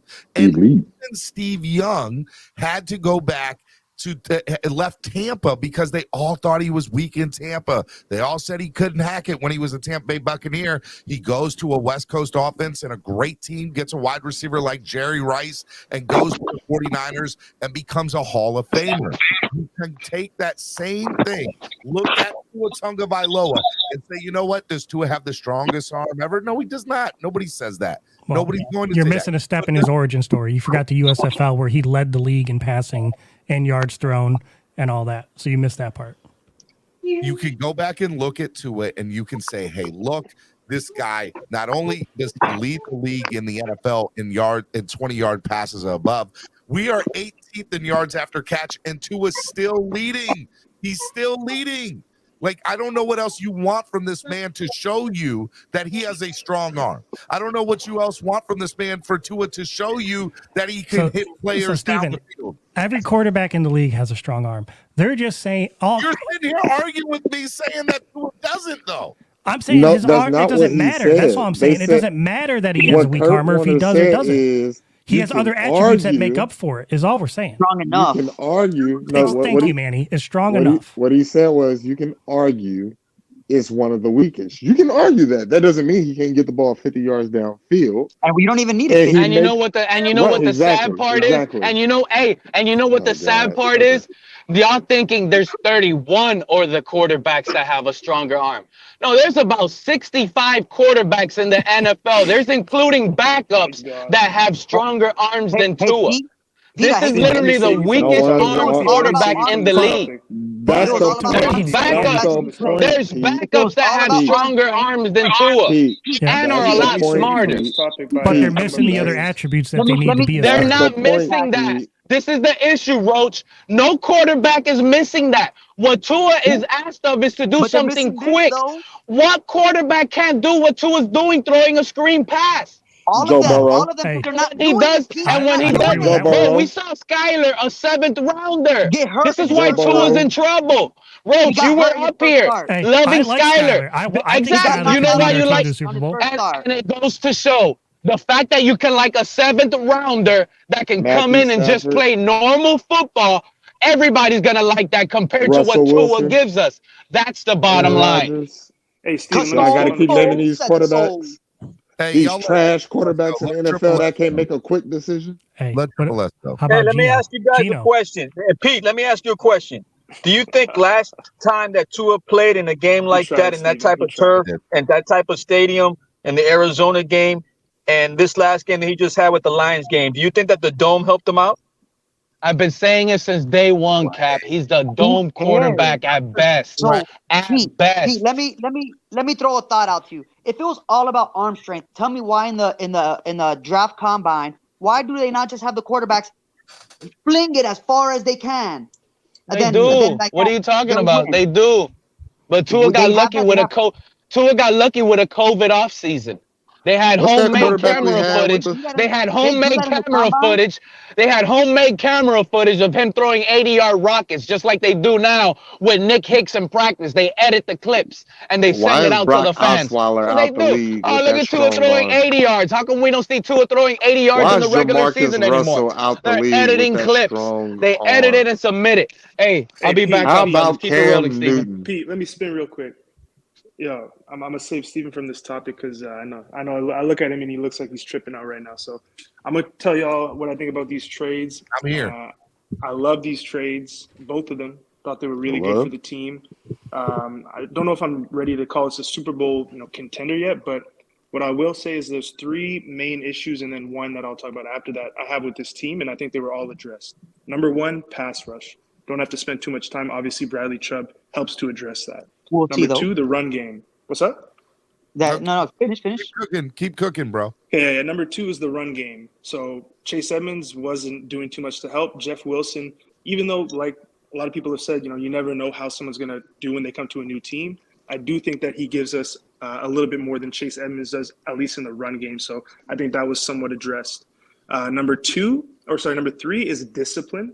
And you might say, like, why? How is that addressed through these two trades? Bradley Chubb is a team captain on the Denver Broncos. He's a leader. So I think that having another leader in the building, in the locker room, will help to address that discipline issue. Hopefully our penalties start to go down, especially on the defense. Hopefully that also translates to offense and special teams. And then the last one I want to say, hard to really address this in a trade, but it's the last issue I have with the team, and I hope that it gets addressed as well, is consistency on all sides of the ball. We've had good performances on offense, good performances on defense, but either side of the ball, to me, has not been consistent throughout the season. So that's the last thing I want to see this team improve at. And then I think I could be on board with saying, we can be Super Bowl contenders. Thank you for letting me spin. If we get a Is ring, he can we playing send one to Sunday? Laramie Is Tunsil? Chubb playing Sunday? Do we know that? I hope so. And So we won't know. One last thing. We won't know if we have a balance until Monday. One last thing, Cap. One last thing. So a lot of people have been saying, okay, the game against Detroit doesn't prove anything for Tua. I somewhat disagree, even though I'm not a huge Tua guy. I think it was a great performance by him. And one thing I want to say about this coming game, people might want to say that same thing about Chicago. Oh, he's only playing Chicago. They're trash. But they have a very good defense. So don't take lightly whatever he does, good or bad, in this upcoming game. Especially if he plays well, I think that means a lot. Cold weather, windy, really good defense. Even though they lost Roquan Smith, still a very good defense. Chicago I'm excited to went see what down. he does. Chicago went down after the trade deadline, where and it's all on paper, went up. Yeah. So But we'll see. it's still a good defense, and I'm still excited to see how he performs. Yeah. And we should be cooking on Sunday. Yeah, but we're gonna Thank make you them for look letting like me a spin, bad guys. defense. I hope so. I really hope so. All right, Miami Sports Music's number one Miami fan morning show, Clock Blockers, right here on the Miami Sports Music Podcast Network. Donate to the channel, help the channel grow, even if it's $1. Subscribe to the channel. We're around 300. Excuse me. Sorry. We're over 300 subscribers away from having 10,000 subscribers. So subscribe to the channel. If you want to sign up and become a member of the family, make sure y'all do that too. We had 5 new subscribers to the channel. Would love to get 5 more. Remember, subscribers are paid. Subscribers are non-paid. Members are paid. So we had 5 new members to the channel. Would love to get 5 more. Oh. Sorry. Steven, if I get I I get assigned to this team that's going to be laying the underground electrical for the new Jaguar Stadium facility, you better believe I'm going to be laying some Miami Dolphin stuff in that dirt. Oh, in that stadium. That hex. Go ahead and put that hex on that stadium. I like it. I'm with it. All right. So what we're gonna do now is we're gonna do what we call final thoughts of the day. Where we go around the horn here and we do final thoughts. I'm going to start with my man Manny. Manny, final thoughts of the day, sir. Final thoughts of the day. We'll see. What the future lies for us. We should all try to get along. Not be mad for other people having different of opinions. State your opinions. See where you guys differ. And just, let it be. We don't got to be yelling at each other, calling people names, all things like that. We're all on the same team here. We all love our team, whether we agree with the players or not. Let's just all get along. No more fighting, bro. No more fighting. It's not Twitter. This is more real than Twitter. What we're doing on here, But fins up, man. Fins up, baby. Be good, man. Mad at that. All right, let's go to Franzi. Franzi, final thought of the day, my friend. I don't really have the final thought, so subscribe to the channel. 5 new members today, make that 10. You still got time, so hit the like button, share the stream, donate to the channel, whatever. Chef Joe is telling it all you the time. You should know what you have to do. Have a nice day. I like it, baby. Franzi from Germany, giving you the lowdown. Triple S podcast. Final thought of the day, man. Hey, thank you for having me up. Appreciate everybody in the chat. Appreciate everybody on the panel. Not much to say other than what I said earlier, so I'm gonna just keep it short and sweet and say fins up. Let's go fins on Sunday. Be good, man. Love you, brother. You. Hey, level 2 noob. You need help with Bills people in Twitter? Hey, everybody go follow level 2 noob right now. He needs help. He's got Bills fans coming after him. Let's go. Let's mount up. Let's go help. Look, all the stuff we give each other. When somebody messes with somebody from our family, we go after them. Let's go. Hey, level 2 noob, just let me know, man. I'll tell the people to get on him. They don't want none of Finn's Nation. Bills Mafia, please. They're a joke. Go, crashing through tables. I got your back, level 2 noob, all day. Okay. Rashad, final thought of the day. Trying to put some good juju out there because I know I said my harsh words about the guy. But Byron Jones, we love you. If you would like to come back healthy and be a part of this Super Bowl winning roster, stop stealing money. Right. Be an honorable man that you are. I'm not gonna say pretend to be that you are, You're the missing piece, kid. All we need is you. We beat the Bills without you. Now we need you. All right? So they can stop these 60, 80 play games and 20-minute drives. Like, we need you, kid. We love you. We respect you. And yeah. If you want to retire with a ring. Right. If you want to move on, get some ammunition for negotiations. You think you're going to get a contract next year? Well, you might retire after this year, but ain't nobody paying you next year. Prove you healthy. You just going to go out there butt naked. Whoa. You're going to end up with a $2 million contract, sir. Ain't nobody signing you for what you want if you don't put something on tape. Because what you put so far out on tape as a Dolphin has been. I'm not gonna do it. We love you. Sorry again. Come back, healthy. Get this ring. All right, Rashad, get out of here, All right, man. fellas. Be good, man. All right, Miami Sports Music's #1 Miami fan morning show. Look who it is. Just a couple of guys. And thanks, Cameron, for the hoodie. Cameron sent me this. It is a dope little hoodie, my guy. I like it. I miss you, man. What's up? Yeah. Nothing, You're man. there laying pipe, huh? I'm trying to. Laying pipe. I had to wait until I passed a good old drug test. I know. It took a while. It was probably tough getting it out of your system and everything. About 30, almost 40 days. Couldn't deal with us. Why you couldn't deal with us while you weren't smoking? I get it. I understand it. It's a hard. It's hard. Couldn't deal with Pete. It's a hard sell. with it. I get you. I understand it, man. Final thought of the day, Roach, my brother from another mother. Man, I'm happy we picking up people. I think we have enough on this team to do something this year. Mm-hmm.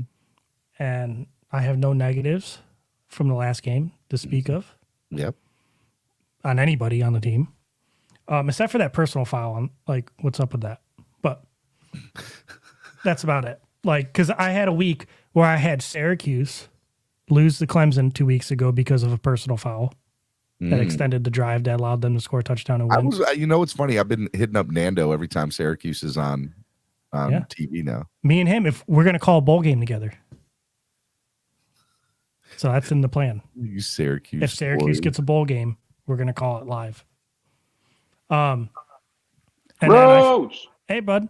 And then I'm local here, so I follow the Jaguars. So after Clemson blows it, then I see the Jaguars blow a game because of a personal foul. I know.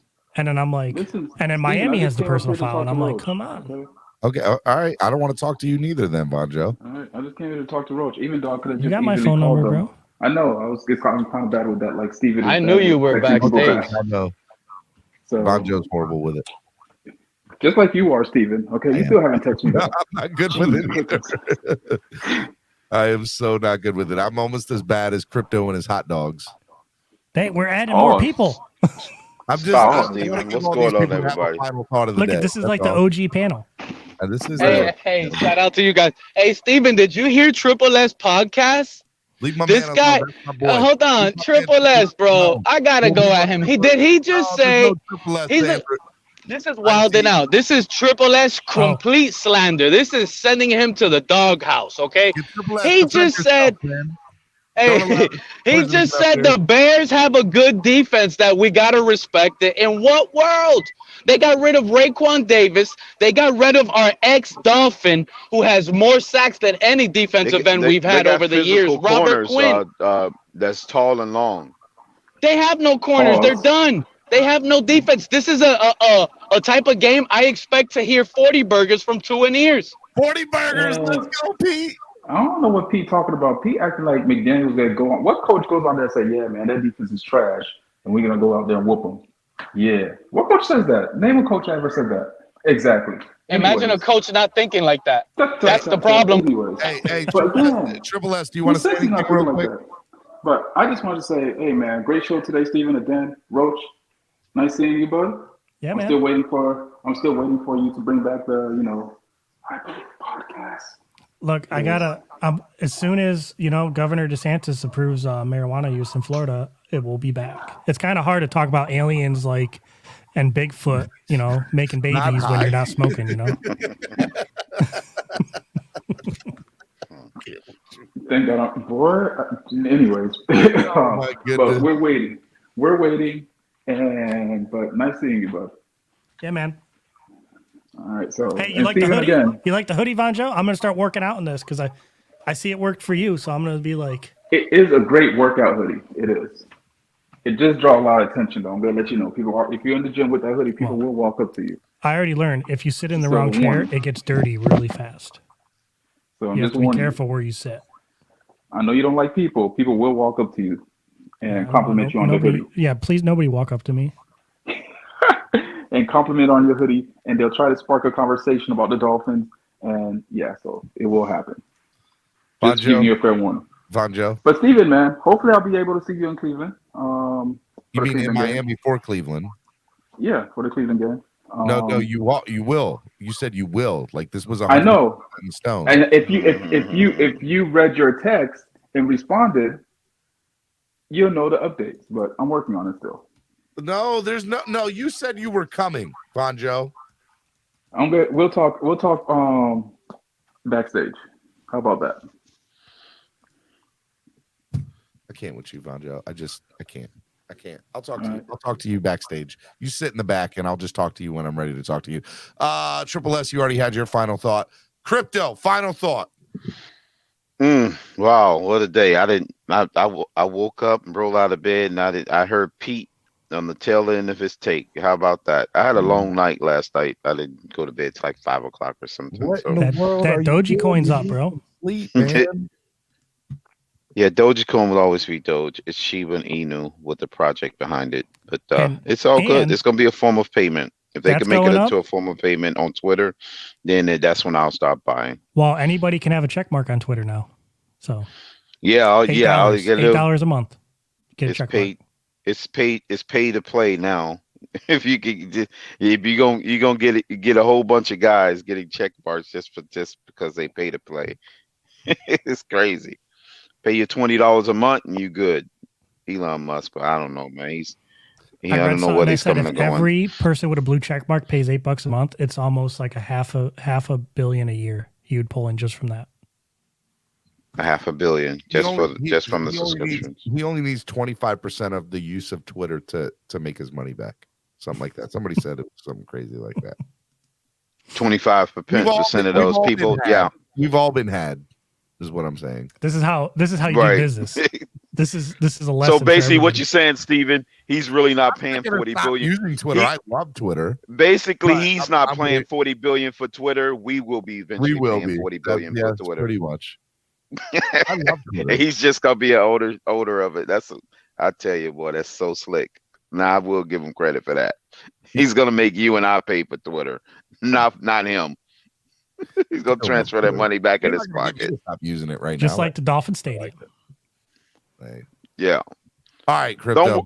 Don't worry, Roach. I was gonna say this. Don't worry about your marijuana approval. He has to wait for the Jerry Falwell portion of his party to not give him any backlash, and then he'll approve it right away. Yeah. It's Well, coming. honestly, he just I got to think get it's gonna hit- clearance from Jerry Falwell. It's going to first. hit when the next presidential election, because whoever does that basically wins. I think whoever Right. federally That's what legalizes he'll it, that's a win. Right. That's what DeSantis is waiting on.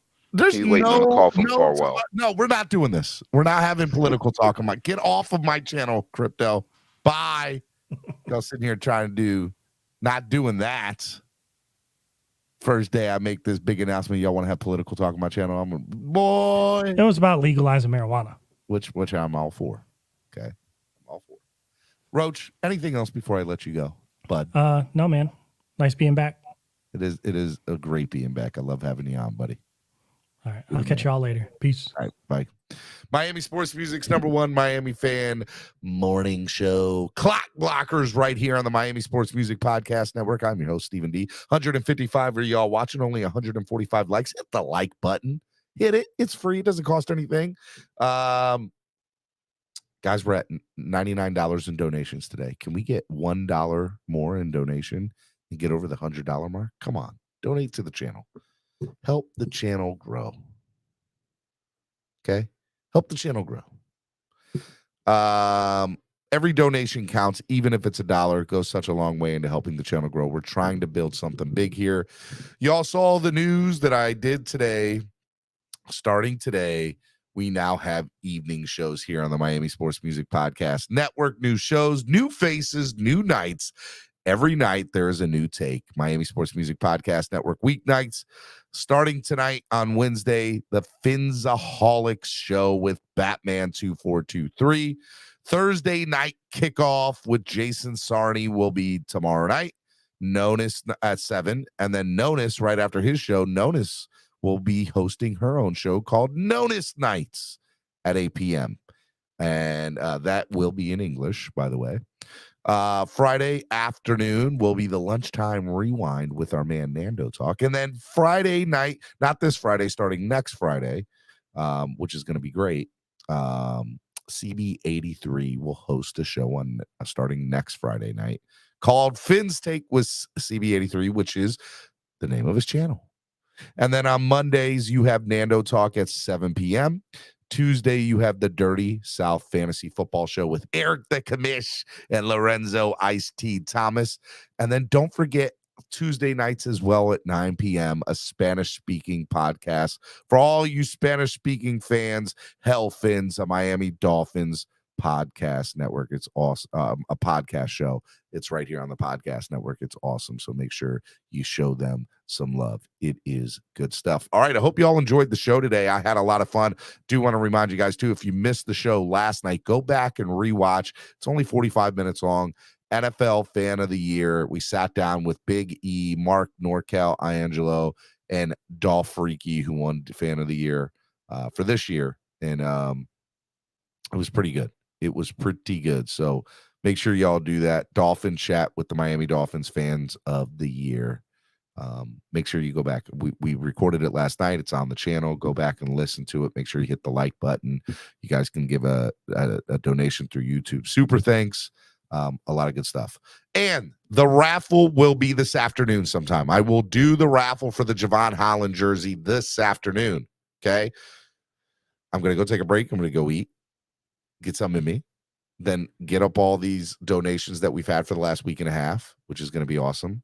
And it's going to be good stuff, man. It's going to be a lot of good stuff. I'm excited about it. I'm excited about the moves that are being made here on the Miami Sports Music Podcast Network. Please donate to the channel. Help the channel grow. Thank you, Justin, for the $1 donation, my man. Love you, brother. You're the man. And we're doing big things here. We're doing big things. So I'm going to play a little solo D to close this out because why not? Donate to the channel. Hit the like button. Subscribe. We're almost at 10,000 subscribers. We'll see y'all tomorrow. On Thursday, we'll have Cameron and our girl Tamara's celebrity NFL picks. See y'all tomorrow. DOLPHIN, 60 minutes in the game. We be playing to the end, and we COOK cooking buffalo, chefing at the Hard Rock, and we putting on a show. DOLPHIN, 60 minutes in the game. We be playing to the end, and we COOK cooking buffalo, chefing at the Hard Rock, and we putting on a show. Let's go. Cooking buffalo. Let's go. Cooking buffalo. Let's go. Cooking buffalo. Let's go. Cooking buffalo. Fresh up off the wind, we was down but made it back. Purple smoke up in the air, that's that Raven pack. We was mad, disappointed in the first half. Came back and cleaned them up, that's a bird bath. Moving on now, team feeling strong now. Tua time to anthem, we're about to learn the song now. We got cheater, defense beater. Slow them down, ain't got a chance. 17 through the scene, hit them with that water dance. Anyway, defense straight, got our stock piling. We gon' dig a big hole for him and Josh Allen. We'll celebrate this week, but Sunday we are not smiling. Get your grills and make them hot. Flame them like that yellow light. DOLPHIN, 60 minutes in the game. We be playing to the end, and we COOK cooking buffalo, chefing at the Hard Rock, and we putting on a show. DOLPHIN, 60 minutes in the game. We be playing to the end, and we COOK cooking buffalo, chefing at the Hard Rock, and we putting on a show. Let's go. Cooking buffalo. Let's go. Cooking buffalo. Let's go. Cooking buffalo. Let's go. Cooking buffalo. Hey, man, McDaniel's, he's gonna need a wheelbarrow, man, for his nuts to carry around, man. He got a lot of cocoa on this, you know what I'm saying?